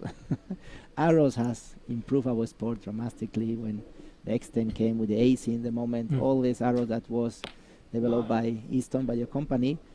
And I know that all your team is trying to come with something better, and it's very difficult to get better. It's more or less impossible. It was so well done at the beginning. So how you feel this industry of arrows going every year, beating, the selling, getting more and more, the industry is growing. How much do you think this has to do with what is happening actually, the development, and how much are we growing? Yeah, I think the sport is growing. I mean, we see here domestically in the United States, and our international customers are up again kind of year after year, and so there is definitely growth in the industry, we believe, around the world. A lot of it's for different functions that are going on here in the U.S. where they're exposing more people and just the overall interest, kind of the public interest in archery. So yeah, it's exciting, and we enjoy the supporting that growth, but then also keep looking for how do we do something better. I challenge my team. I said, the X10 is a fantastic arrow, but was it the best? It's I think more than 15 years ago now. It's a lot. Yes. It's 1995 it was developed. 1996 it was the was first presented right. for was an arrow designed to not struggle so much with wind. Stone Mountain, where was the venue for Atlanta Olympic Games, the archery venue, was famous because it was a radical wind. Was no way to predict it. So Easton decided to make an arrow that no matter what wind comes and where it comes is affecting less. So it's thinner and heavier. and with a different shape as well. So it's an arrow developed to not struggle with wind, but became in the leading arrows. Everybody's using it, no matter if it's for wind or no wind.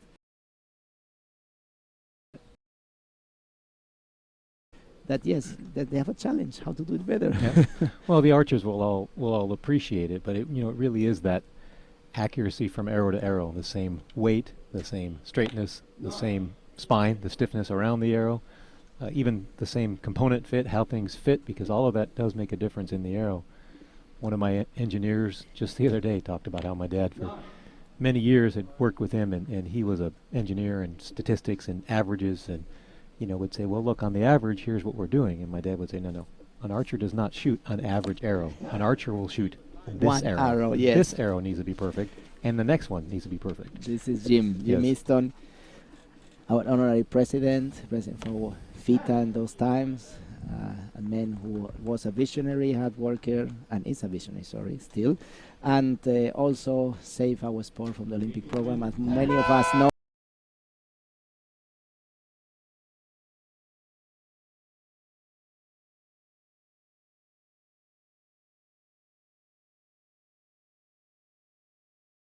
Solid shot again, 29, both archers.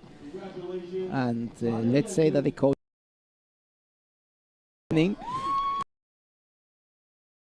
out this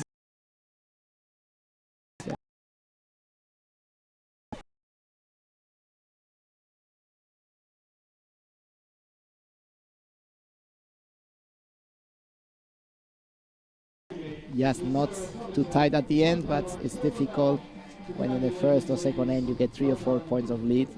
If the other archers keeping this level, and especially we mentioned before, when the arrow is perfect and the archer make a good shot, it's difficult to come back. It's not too much room for mistakes. Well, one of the matches earlier, we were in the tent there watching it with some of the local politicians from Yankton, and said, the U.S. team was actually down. I think it was 5 points. Yes. Near the middle of the match, and I said, this is where things shift. Yes. One team is trying to win and making good shots. The other team's maybe suddenly is trying not to lose, and you could watch the whole thing shift. And the U.S. ended up coming back and winning that match, and they were very, wow, yeah, it does happen. Yeah, it's happened. It's not the same when you are there thinking, okay, I need to do my best shot, and then you see that you are leading and you in fact can win this thing. And then mentally things can change. We go to the next match here with Greg Easton from the president of the Easton Foundation, Juan Carlos Rogado from World Archery in Yankton, South Dakota, in the finals of the compound division in the World Archery Youth Championships. Compound junior men, the bronze medal match coming down, and again 2 Yes. countries, so 1 coach for 2 archers. tryout coach, I think. Thank you. They're correcting me here. Good, yes. 2 coaches there. So 4 Croatian in the field of play. We have Buden against Vavro. And, before I was quite lucky. All the English names were pronounced by Bridger Beaton, yes. and the Spanish name by me, but now we got trouble. No, you know me can pronounce it well. So, Tomac Goc, Buden, shooting against Mario Vavro for the bronze medal match. And whatever will happen, we will have Croatia taking the bronze medal match. Let's see who is going to be the best archer. Well, you asked me, Juan Carlos, about the event being an organizer and how this is different and changed. What about from your standpoint, from World Archery and some of the technology and things? How has things changed here?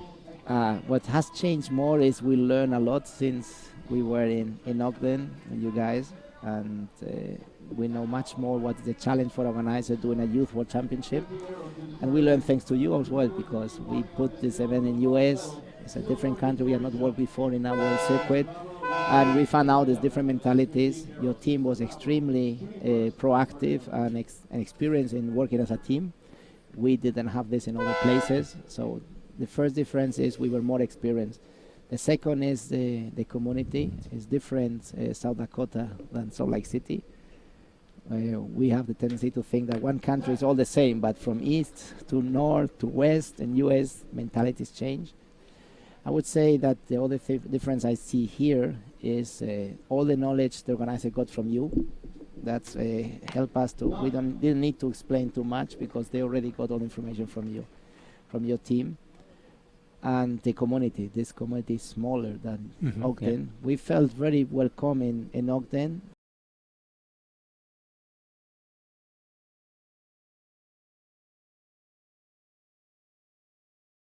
People come and say, you guys are from archery. Thank you for coming. I heard John talking earlier. We were at dinner and someone Yes. walked up and said, there's a group here and a lot of visitors.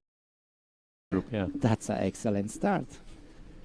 This is the group that we dream when we start. 3 arrows all together in the Vavro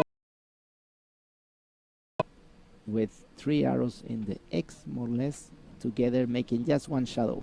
Yes. One big arrow. Talking about 3, potentially 2 points of lead. There's an 8 liner that the judges have to look.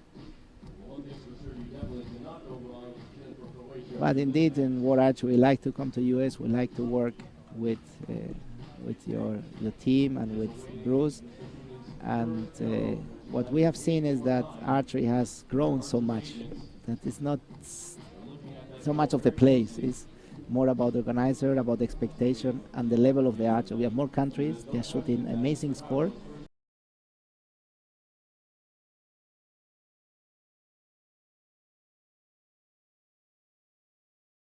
Can win. We have seen Iraq today. Yes, we have first seen time, Turkey right? today, first time. Yeah. We have seen Ukraine in compound. So we see many new countries, and the development is happening. And that's thanks to all the work of many people, the coaches, the archers, the National Federation, the organizers, of course, that put on so many events, and the entire community. And of course the manufacturers by bringing the equipment in the level, bringing to different countries, dealers, distributing and trying to make it better and cheaper.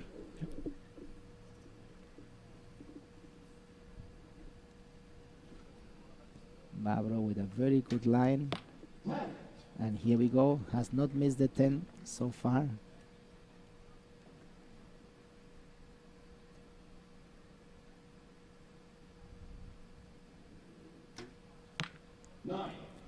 He's struggling a little bit left. Yes. Yes, he has touched the side right now a little bit. High. Might not see it, but it's over the first arrow. We are very close in our position to the target. We can see from the side.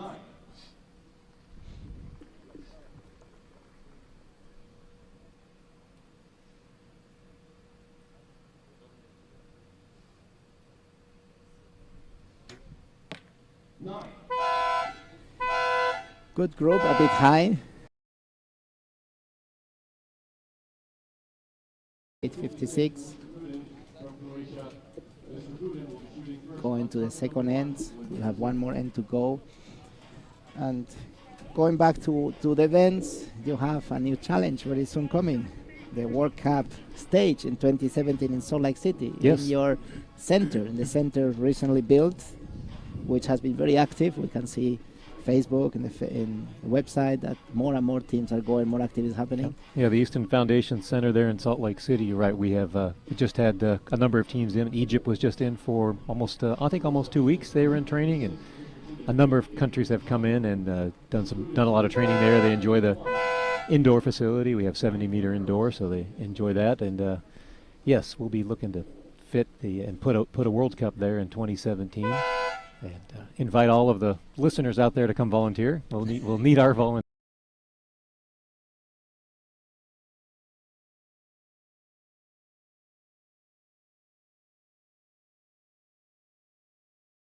Volunteering to help an event, something that in other countries we miss a bit. So for sure we know that's going to be a good organizing committee and good volunteers. Now your challenge is to try to bring new things. Because I have my list already. And of course, it's getting more and more difficult to make an event better than others because it has grown so much in the last 10 years that has raised really high standard. But in this, we at World Archery, we really like that organizers try to see what we can do better. Like in the industry, you were talking about the arrows, or like the archers or coaches, how we can go better. We see this in the organizer. They look to the others and see how we can do better, how we can make a better event, a more surprise, a nice setup like this final. So I'm looking forward to see what is the outcome. And going back to the match.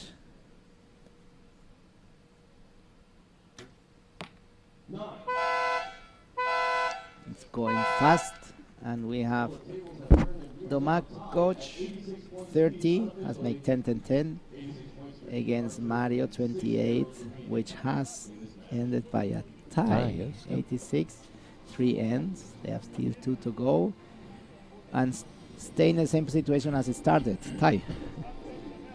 Good. This is Buden with his coach, who is his father. A good coach. Promoter of archery in Croatia for many, many years. Probably part of the success of Croatia and of many archers. He has been doing a hard work, not only with his family, but also with the federation and with the archers in Croatia. And now is when the mental part start working more, because being tied, 6 arrows to go. Yep. It doesn't matter what you've done to this point. You're tied back up, and it all starts over.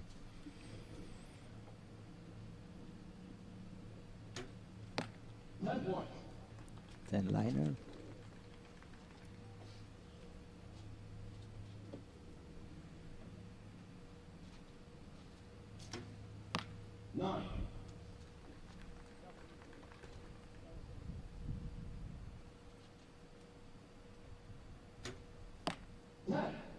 He's shooting very, very nicely. He's looks very comfortable. Solid comfortable.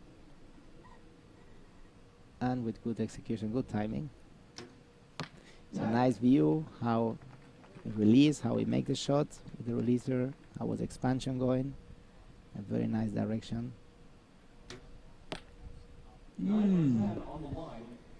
I would say touch. Yes. That's when we go to the judges and the magnifying glasses. Yeah, it can be difficult. The black carbon on the arrows get right up against the black line, and it's difficult sometimes to see. Is the line out of shape or isn't it? And that's really what they look for, is that line has been touched or deformed slightly by the arrow to give them the upper point. And on top of your occupation in Eastern arrows and stabilizer and all the products you're doing, you also have this little thing called Hoyt, the bows, or the company you own, and it's very present here, and also have this attitude to try to get better and better and more accurate, and their challenge is as high as with the arrows, correct? It is, yeah, to keep the consistency of the product, and I was just working with some of the engineers and them talking about the product and the construction and really what they call tolerances and the stacking of the tolerances, because you have not only pieces that fit together, but you have pieces that fit with the pieces that fit together, and it's the tolerances and how they try to take that up, because even small shifts in the pocket can change a bow. So if something gets bumped, you don't want it to shoot differently, and they've really made some significant improvements over the years of how accurate these bows are and how accurate they stay consistent over time. Especially with heat days like today, or cold or rainy day like the other day, and how much the equipment still perform in the same way. And talking about that, we have several engineers and experts from Hoyt and Easton and coming here to talk to the archers, to learn, to get feedback. How important you feel is this feedback from the field of play, from the archers, instead of having some archers in the factory training and getting them on site? It's very important. The gentleman who runs Hoyt, Randy Walk, just was with him at the same meetings with some of the dealers, and he talks a lot about how one of the core principles at Hoyt is to hire people that have the passion for archery and the skills. If you have the technical skills, you can be successful, or if you have a lot of passion, you can be successful. But you have both, and you're more likely to be successful. And so he has many archers working for him that bring that in. But then they also spend a lot of time with archers, talking about what's working, what isn't, how do you feel. You know, we've made, and Hoyt continues to try to make changes, made changes with the limb system, a few years back now with how the limbs connect and really dealing with listening to the archers of what works and what doesn't. So Yes, trying to get the bows better, and we see now here this 8 give a bit of space. It was very tight. Both were going to 99, be very 10, 10, close. and then, yep. And right now, it seems that it's 143 against 142. He's not happy. He knows that this last arrow cost the match. We don't want to know what he's saying, but not happy at all. He needs to take out his anger, but he knows that the match was him. He lost it because of this 8 in the last, when he has not done an 8 so far. Yes, and he got the confirmation. He's the winner. Magoj Buden won the match by 1 single point. That's when we're talking about accuracy of the equipment and consistency. Everything ended after a year training hard, after coming here, making so many arrows. And he's got to be challenged with that, like you said, with that 8, especially for that group where he started with 3 arrows touching to. With this good start is tough. At the end, the equipment is much, much more accurate than the archers, than the human being. We are the one inconsistent. Eh? Yes.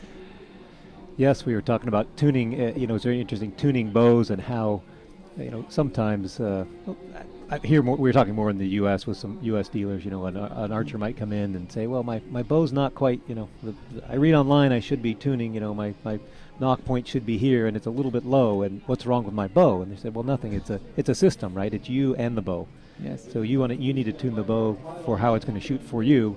And then once you do that and you get it well tuned, yes, the bow will continue doing the same thing. And so if something changes, it's because you've gripped, as you know, much better than I do, gripped the bow differently, done something differently, and changed what happened." So talking about that, I remember when I asked D. Wild many years ago, a good friend, a father of Rio Wild, and I was asking what was the difference between recurve and compound. He was coaching both styles, and he told me recurve is about equipment and compound is about form.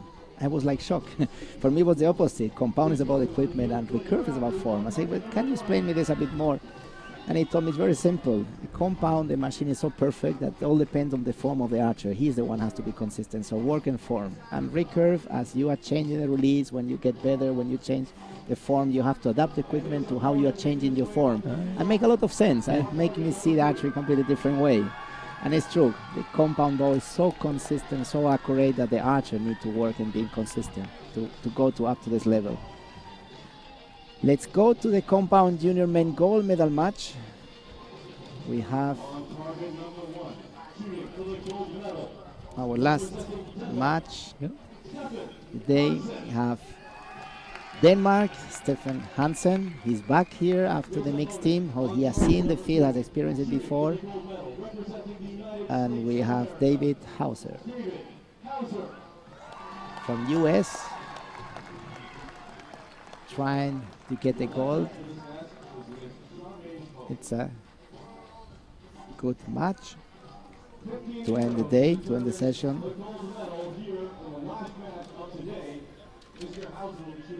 In Yankton, South Dakota, in the NFAA Easton Archery Center, which is now the center of the world in archery. Best archers shooting here in Yankton. Under a sunny, hot day. And here with Greg Easton, president of the Easton Foundation, and many roles in archery. Executive board member in World Archery, president of Hoyt and Easton, owner, sorry. Owner, I don't want to take any of your president out. No, there's a great shot to start with too, right there. Fantastic start. Just on the cross in the middle.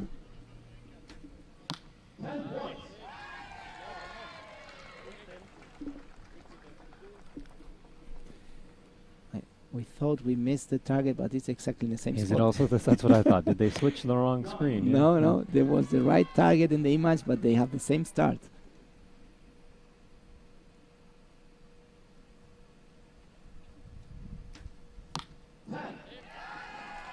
Two tens for Hansen and 10-9 for.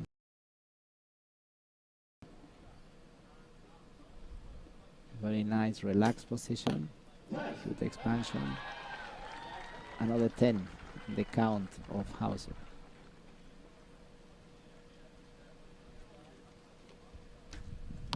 That was a surprise when it went off, and it makes a great shot when it does that. What a doesn't it? start, Greg. XXX. 310.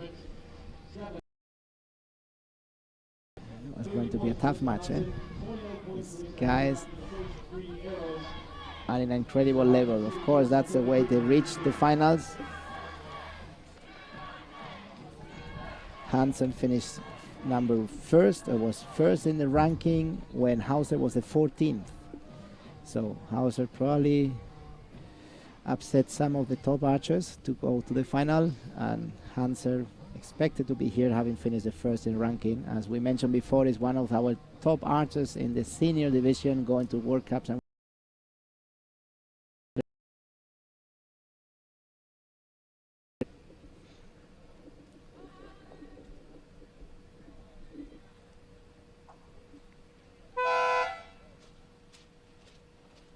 Well, they definitely had some tougher weather earlier in the week that these archers came through to get here, so they've had to be able to adjust to hot and cold and windy and they had it rainy. all. They had it all. Yeah. They had wind from the east, wind from the west, rain from the top, cold, and then one day extremely hot.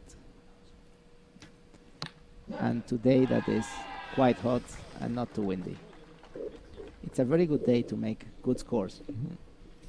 How does that stamina play when you're out there for a ranking round? It's a long day. It can be hot or cold or windy. I mean, it's got to be tough to keep the focus the whole time. It's very tough, and it depends very much on your physical condition and in how you work for each shot. If you try too hard in all the shots, at the end of the day you are empty. You cannot focus anymore, and then mistakes happen. Most of the physical tiredness or the energy is going by the mental activity, not so much by the physical one. So when you get too concentrated and you try too hard, physically you are exhausted at the end of the day, more than if you would have shot 4 times more arrows. So physically is very much affected by how your mental activity works. So it's important to get in the mood, to make it easy as possible, to save energy. Hansen, it's 58, leading by 2 points to Hauser. It seems a good lead, but in this level it's more or less nothing, with still 3 ends to go. Nice view from the stands, or sponsor flags that help very often to the archers to read the wind. Yes, yeah, you got the flags all over the field in that one Yes. for sure. Yes, we have a Danish flag. The audience, and there's a Danish community now more active when it's 2 countries fighting, not the same one, Yes. and the U.S. crowd U.S. here. team, yeah. A lot of the members from the U.S. team there leading the crowd in a cheer to root them on.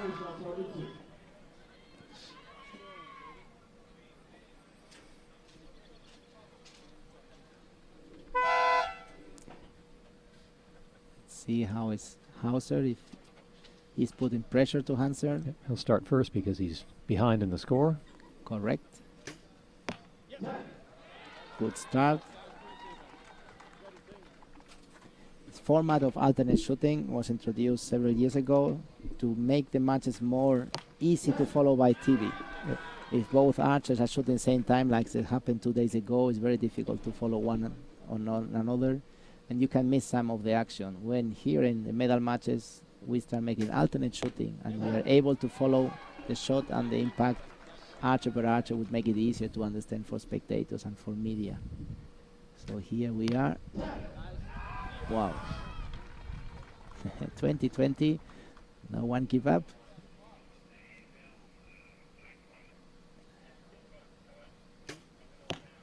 And yes, was a bit surprised and reaction.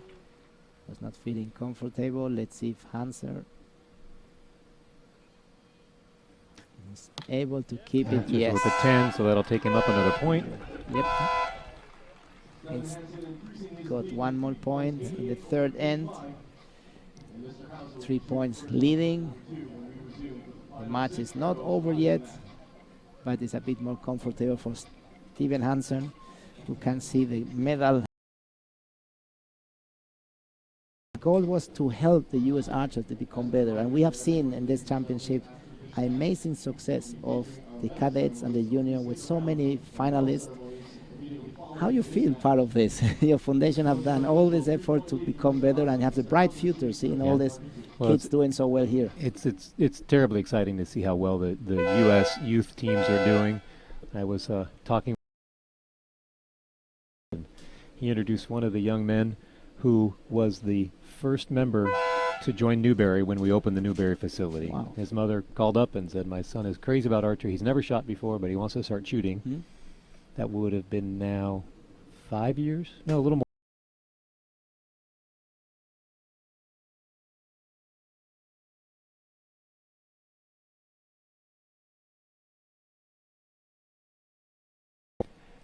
And yeah, we like that outcome. That is one of our goals, and it's also really getting people from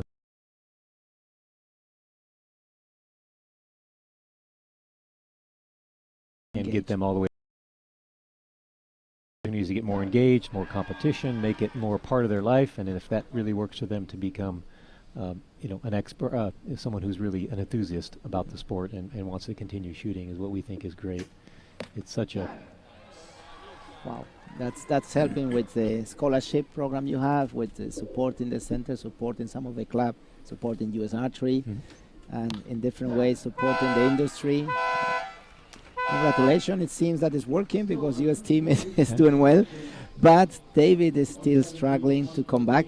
David Hauser, he's trying hard, he's shooting really good, but so 29, but Stefan is staying in there, yes. It's tough. This Danish guy who has a lot of experience and is doing so well. He's a talented archer who has grown with our World Cup, and he knows how to shoot finals in this situation. We're talking before about how the competition changed, and for some of these kids it's impressive when they come to this venue final and they see spectators, they see cameras, they see music, all the show, and they're in the center of this. This has changed a lot archery. And this is a good training tool for the archers to get. And Hansen has this already over. This is one more, a little one. For sure he's tense, for sure he's trying his best, but all this around is not impressing so much anymore. Let's see Greg if he can put more pressure and hope that Hansen give him a little window.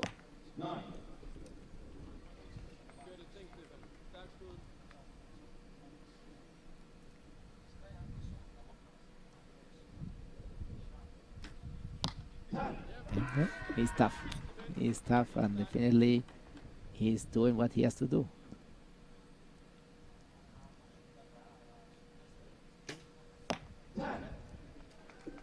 Good.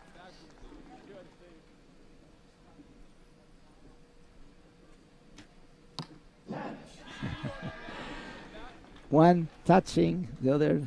Yeah. John Dudley wanted to see a Robin Hood, an arrow hitting another one and breaking carbon and jumping. John is. I like action. I was asking. I was talking to someone from Yankton and confirming with Tom. Okay, so a Robin Hood would get the point of the arrow it's in. He says, "Yes, of course." I said, "Yeah, I would." Unless you hit break and the arrow hits and the target, then it's wow. Look what group! This is an amazing group. Yeah. He won the match, and with this end, it's nothing to say. He not only won it, but he deserved it. What the end! He really kept his focus and was able to just execute his shots, and there you go. Many years ago, when we changed the competition format, Sebastian Flut, Olympic champion in Barcelona '92, individual from France, he told me archery has become a sport that the important thing is not to make 10. The important thing is to make 10 when you need a 10. It's not about regularity anymore. It's about when you need it, you do it. And that's what Hansen has just done. He needed. See, when everybody look to you as you're the favorite, you're the one that have the expectation to win, and you have to do it. No, yeah, you definitely get that extra pressure, and when you can hold it together the whole time like that, it's very, very impressive. It's as we say, a game of precision, a game of accuracy, and a game of almost your mental toughness. Can you stay in the game and keep shooting?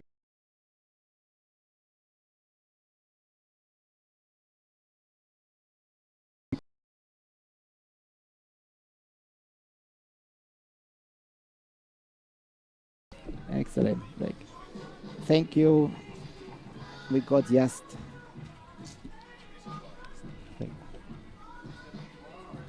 we just received our sport presentation team give us who is all the award ceremony, print out information. And Greg, I can see your name here. Yes, I see think that. you have to go to a second ceremony. So Looks like I passed. I did before, and I did a good job handing out Bruce the Bisons, and they've upgraded me to medals. So hopefully I don't, I think you passed the exam, so they let you give medals. Yes. So in any case, thank you. I will ask you to stay a bit more for the first one, and then I'll let you go to make your duties. Can that be my excuse of why I don't put on the tie? Yes. Yes, okay. Yes, I'll you put on can. my jacket, but I won't have time to put the tie on. You have excuse, but And now also it's everybody hot. knows it. Yeah, also it's hot out there. So Excellent. So we are going to watch the award ceremony very shortly. Podium is ready. Athletes are ready. Yeah. Everything is getting. And if you haven't seen one yet, it's a fun ceremony. They have the mascot, Bruce the Bison, leads us medal and prize presenters out. It's quite fun. It's also just great to see the athletes get up on the podium and enjoy that moment where they get their award and receive their due medals. And it's a lot of fun to be out there with them. And then obviously the national anthems and everything. So it's always fun to watch that. So It's an important moment for any archer or any athlete when you have a good result, going to the podium and see your national anthem and get the recognition. We in World Archery try to do it as fast as possible. We don't want people waiting too much and the audience to stay. But of course, there's a little preparation to be done. Check the national anthem, make sure that everything is ready, that we don't make mistakes. It's nothing more embarrassing than having a mistake in an award ceremony when it's the moment to honor and thank and recognize the work done by not only the archer, but by the entire team, the national federation, the country. well, it's a big challenge. I remember actually when we first did I think the first of the ceremonies in '09, we might have still been real flags. Yes, Yes, the flags. yes, and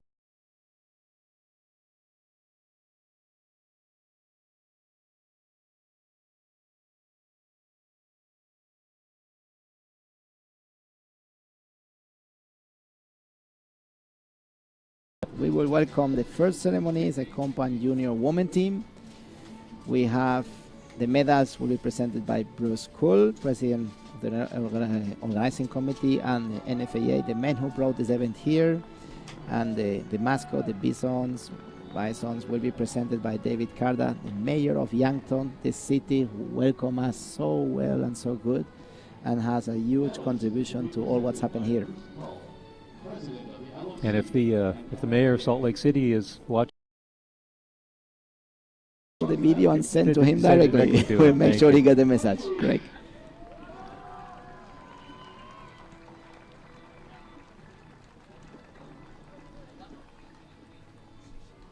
We see the team bronze.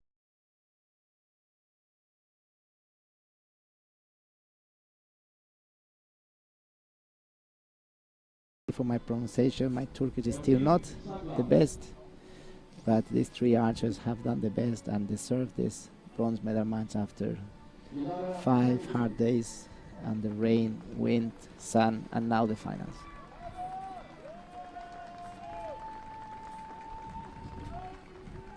The famous mascot, Bruce the Bison.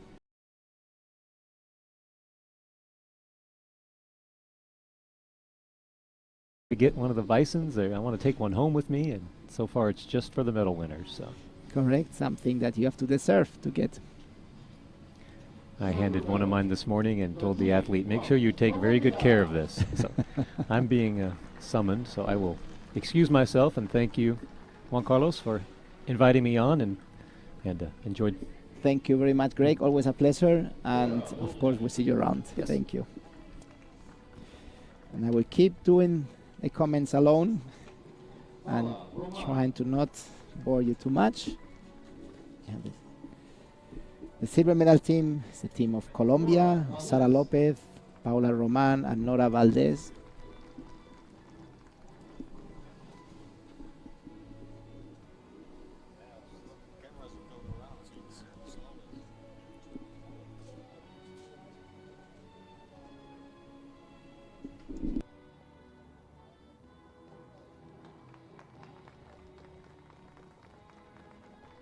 Gold medal. USA.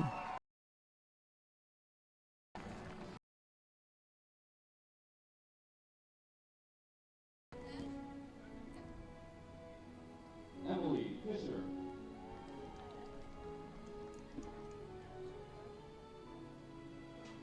Paige Pierce.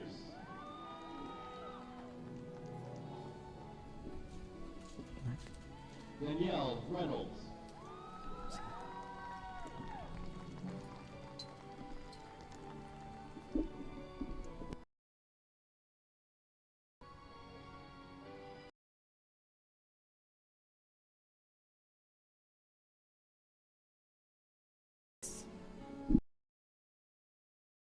Medal.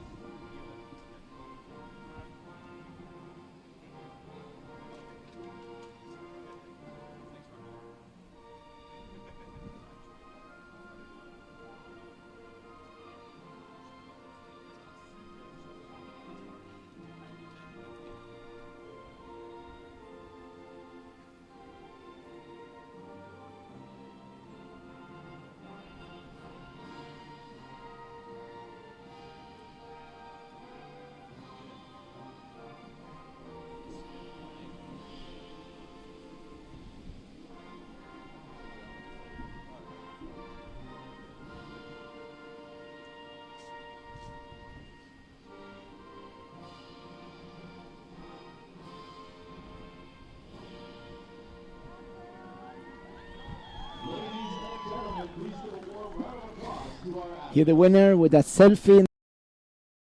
It's been a nice competition, trying to get them all in the first place. It's challenging, but they manage. Fantastic photo.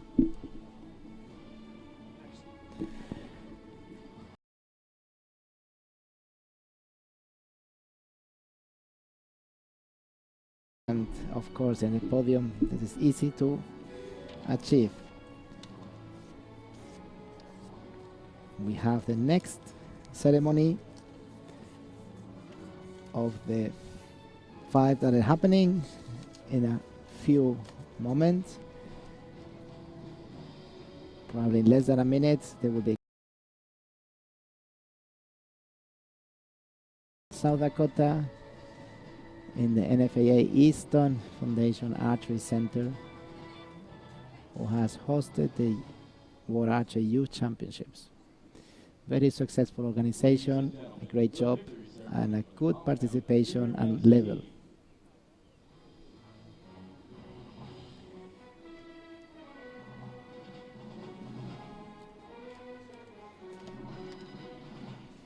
Here we have the cowgirls bringing the medals, the mascots, and the athletes and VIPs to this Compound Junior Men Team Award ceremony. The medals will be presented by Greg Easton, who was here with us in the last matches, World Archery Executive Board Member and President of the Easton Foundation. And the Bisons, the mascot, will be presented by Matt Michaels, the Lieutenant Governor of South Dakota. Medals will be presented by Mr. Greg Easton, World Archery Executive Board Member and President of Easton Foundation. License will be presented by Mr. Matt Michaels, Lieutenant Governor of South Dakota.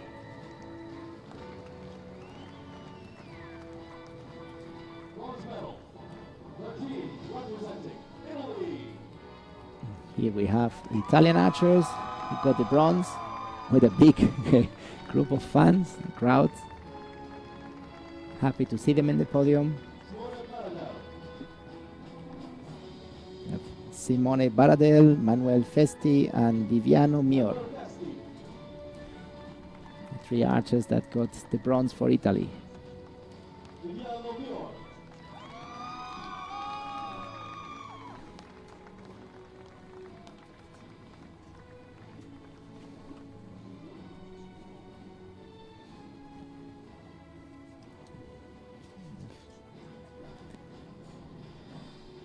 And here we have the Mr. Matt Michaels giving the already mentioned the mascot, the Bison, Bruce the Bison, has been present all this championship.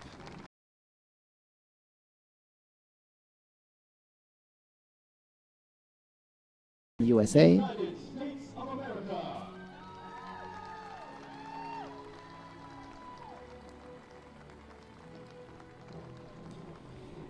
It's a team with Chris B, David Hauser, and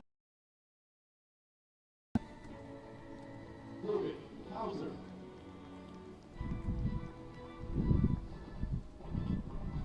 Stephen Manfold.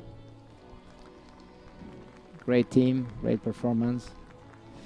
Could not beat Turkey, very last arrows, but reached the final, and is one more medal for USA. The successful day for USA with several gold medals, with a few of them silver, showing that the youth archers compound division and have a bright future in front of them. Gold medal. The team from Turkey, and let's try again the pronunciation: Furkan Denekli, Baris Tandogan, and Samet Khan Yakali. Baris Tandogan.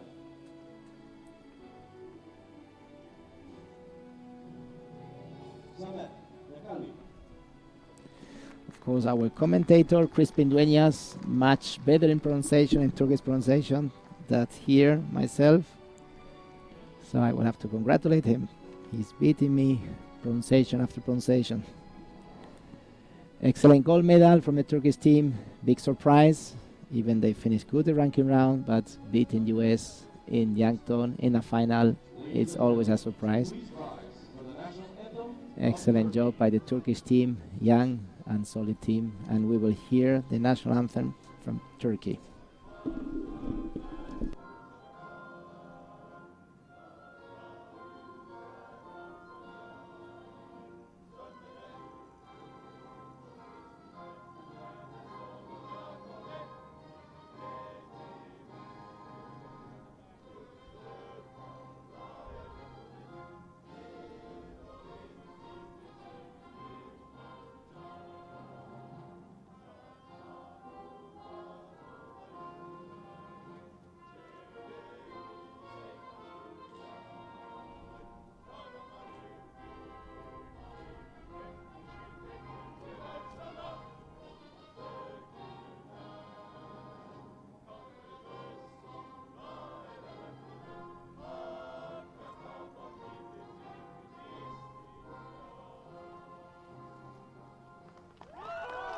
Ladies and gentlemen, please give a warm round of applause to our athletes.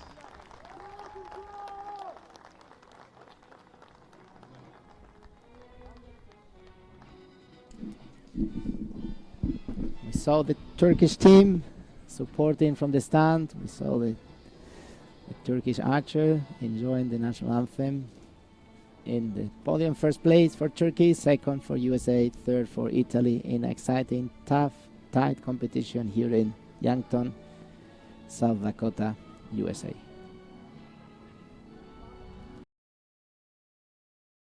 Of the NFAA Eastern Foundation Archery Center, amazing facility with indoor ranges, outdoor ranges for targets, for field, for 3D.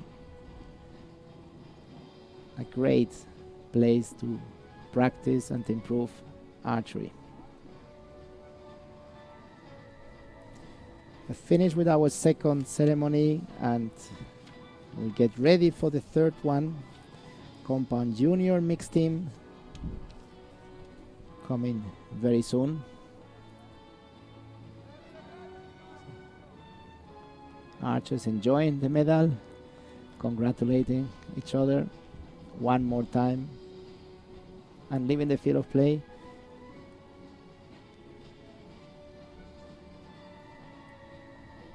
The setup will stay here for tomorrow. We will have the recurve matches. The organizing committee and the crew, field of play crew, have to reset the field from 50 meter, what we have shot today in compound, to 70 or 60 meter, what we shoot tomorrow. 60 for the cadet and 70 for the junior. Same location, same venue, just the target a bit further away from the shooting line.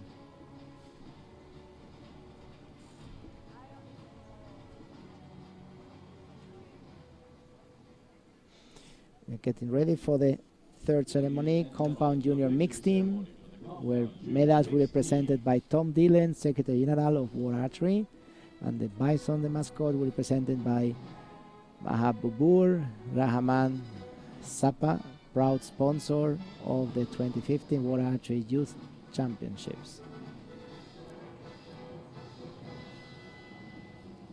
We have the team of USA, Denmark, and Colombia coming to the award ceremony stage, podium, led by our cowgirls, specially dressed for this award ceremony. Medals will be presented by Mr. Tom Demon, Secretary General of World Archery. Prizes will be presented by Mr. Mahabubur Rahman Sapa, proud sponsor of the 2015 World Archery Youth Championships. Bronze medal, the team representing the United States of America. Medal for team of USA, Daniela Reynolds and Chris B. Danielle Reynolds.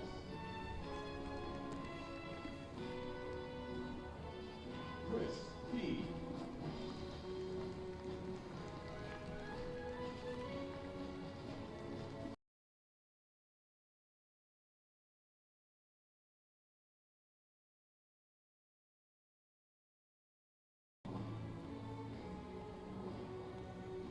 And receiving the mascot, the bison that everybody wants and not many get. Yes, the medalist. A special gift from the organizers to those that won medals in this World Championship.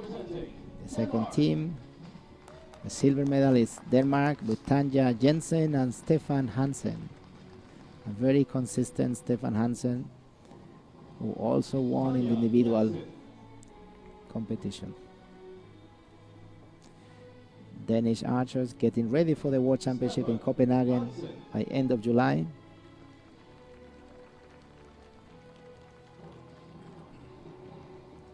And receiving the bison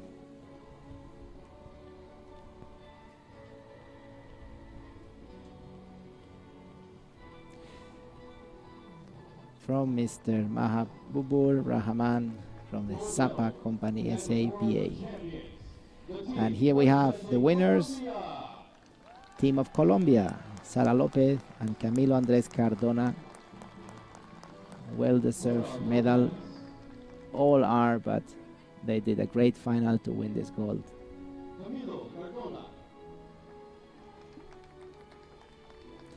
Smiley, happy faces. They were silver this morning, and they really wanted the gold.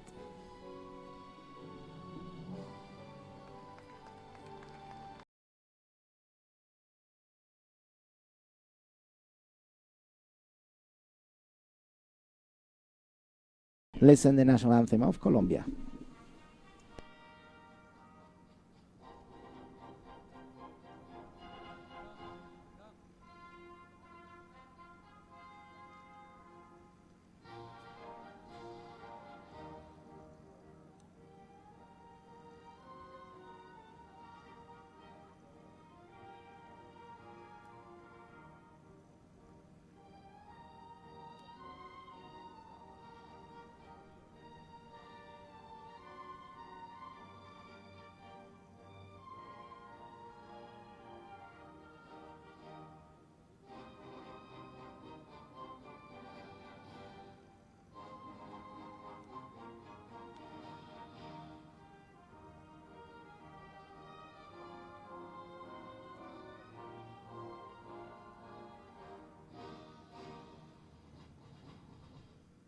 Ladies and gentlemen, please give a warm round of applause to our athletes.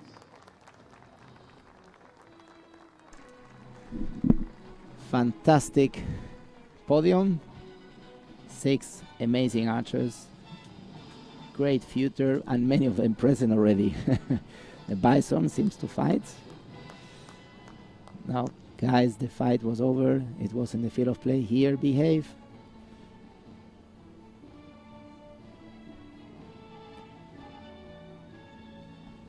A great view of our field of final in front of the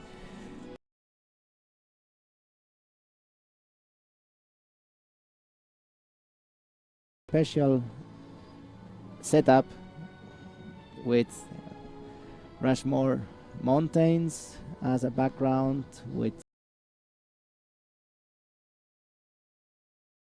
a nice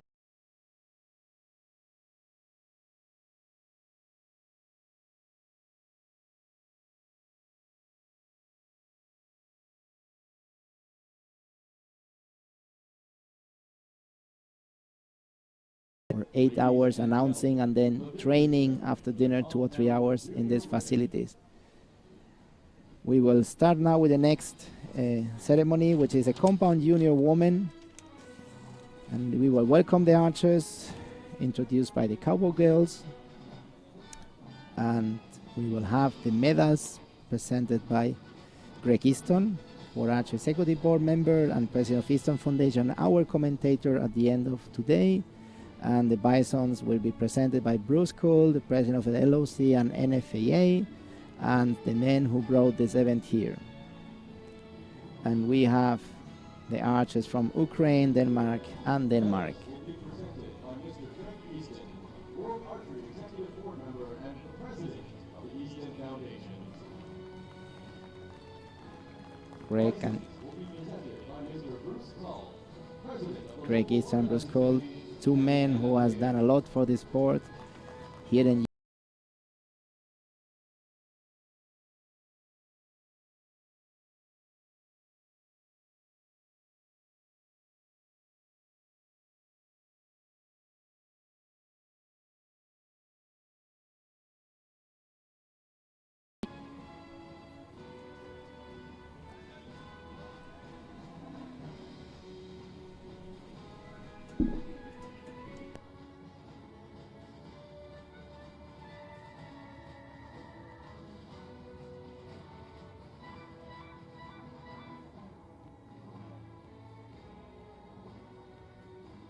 silver medal.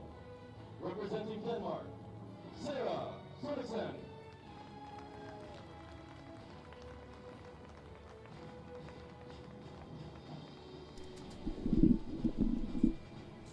silver medal representing Denmark, Sarah Schoniksen. In a very interesting match between 2 Danish archers.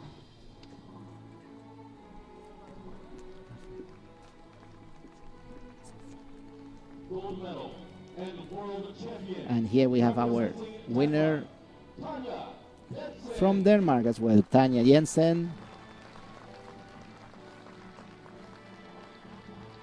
with a very good performance, deserving the gold medal and putting a lot of expectation and hope for the result of the Danish team in a few weeks in the World Championship.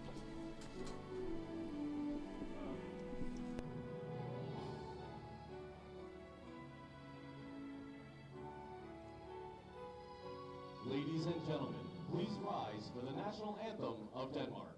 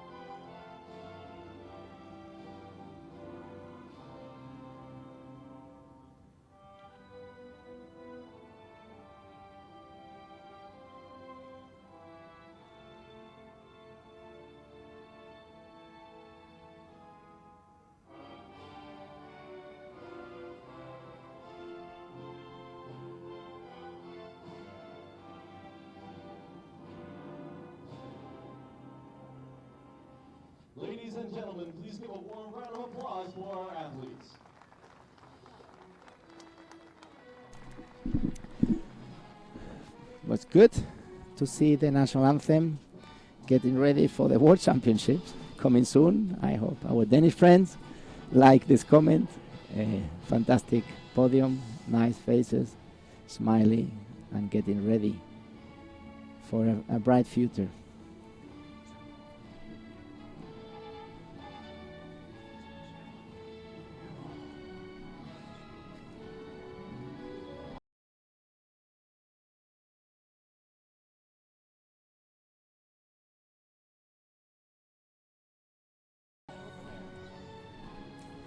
If you have a nice view of the venue and the big logo of the Eastern Foundation Archery Center is one of the centers they have on United States right now. As far as I remember, there were 5 more. One will be open very soon in San Diego. A great tool to develop the sport. And we will go to the next award ceremony, which will be the last one of today. Compound junior men coming with again our cowgirls.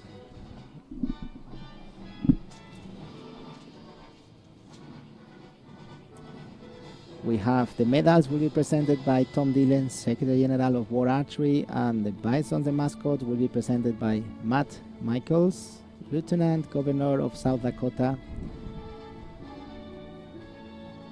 And we have the archers from Croatia, USA, and Denmark, Domagoj Buden, David Hauser, and Stefan Hansen. Secretary General of World Archery.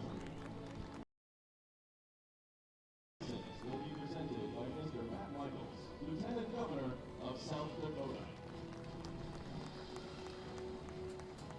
Bronze medal, representing Croatia, Domagoj Buden.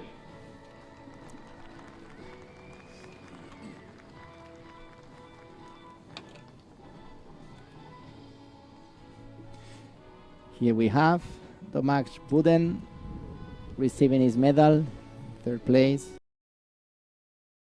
Lucky that Greg escaped from his ceremonies and came to sit back to us. Location. Thank you. Yes. We feel much better. Thank you very much for making the time come back to end the transmission. We have now the last award ceremony. Silver medalist from USA, David Howe. Really tough. Especially these 3 last arrows, the 3 together were impressive. So we have seen you giving medals and the bison, and you have done a bit of all commenting. You have been multitasked today. Yep. I got to do the medals today. That's a great honor to be out there and really tell that athlete, be the first one to congratulate him as you.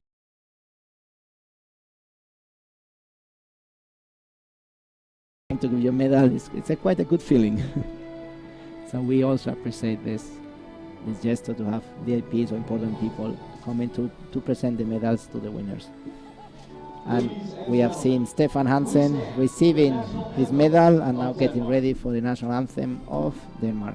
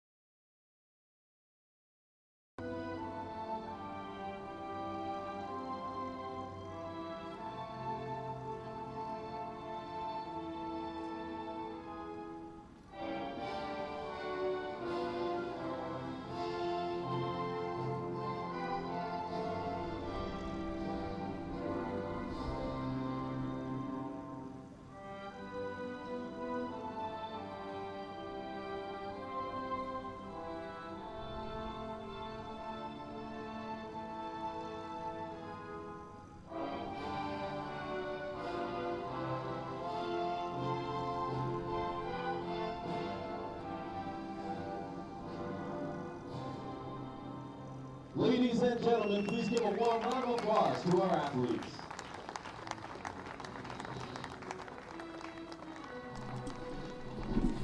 Very nice to see the flag rising, getting ready for the World Championship. Denmark will be very happy. Our Danish Federation is excited for sure. All the winners up there on the number one platform for some of the pictures. It's great when the athletes get together like that and pose together. So I don't know when this tradition started, probably many years ago, but it's a good tradition to have them all together in the number one, like saying today is me, but tomorrow could be you. Nice faces and a beautiful logo. Huh? How about to see your logo of your foundation there? Well, it's a new logo. We just redid the outside of this building with a lot of help from our good friend at the foundation, Don Rapska.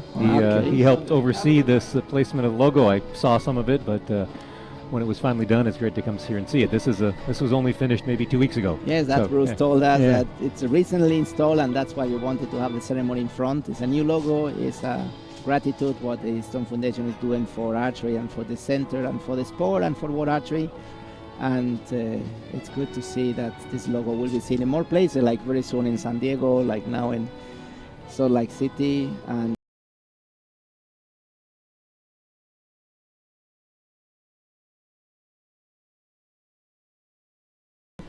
let's finalize the retransmission we have done for the session today. We are back tomorrow, same time, morning session and after session.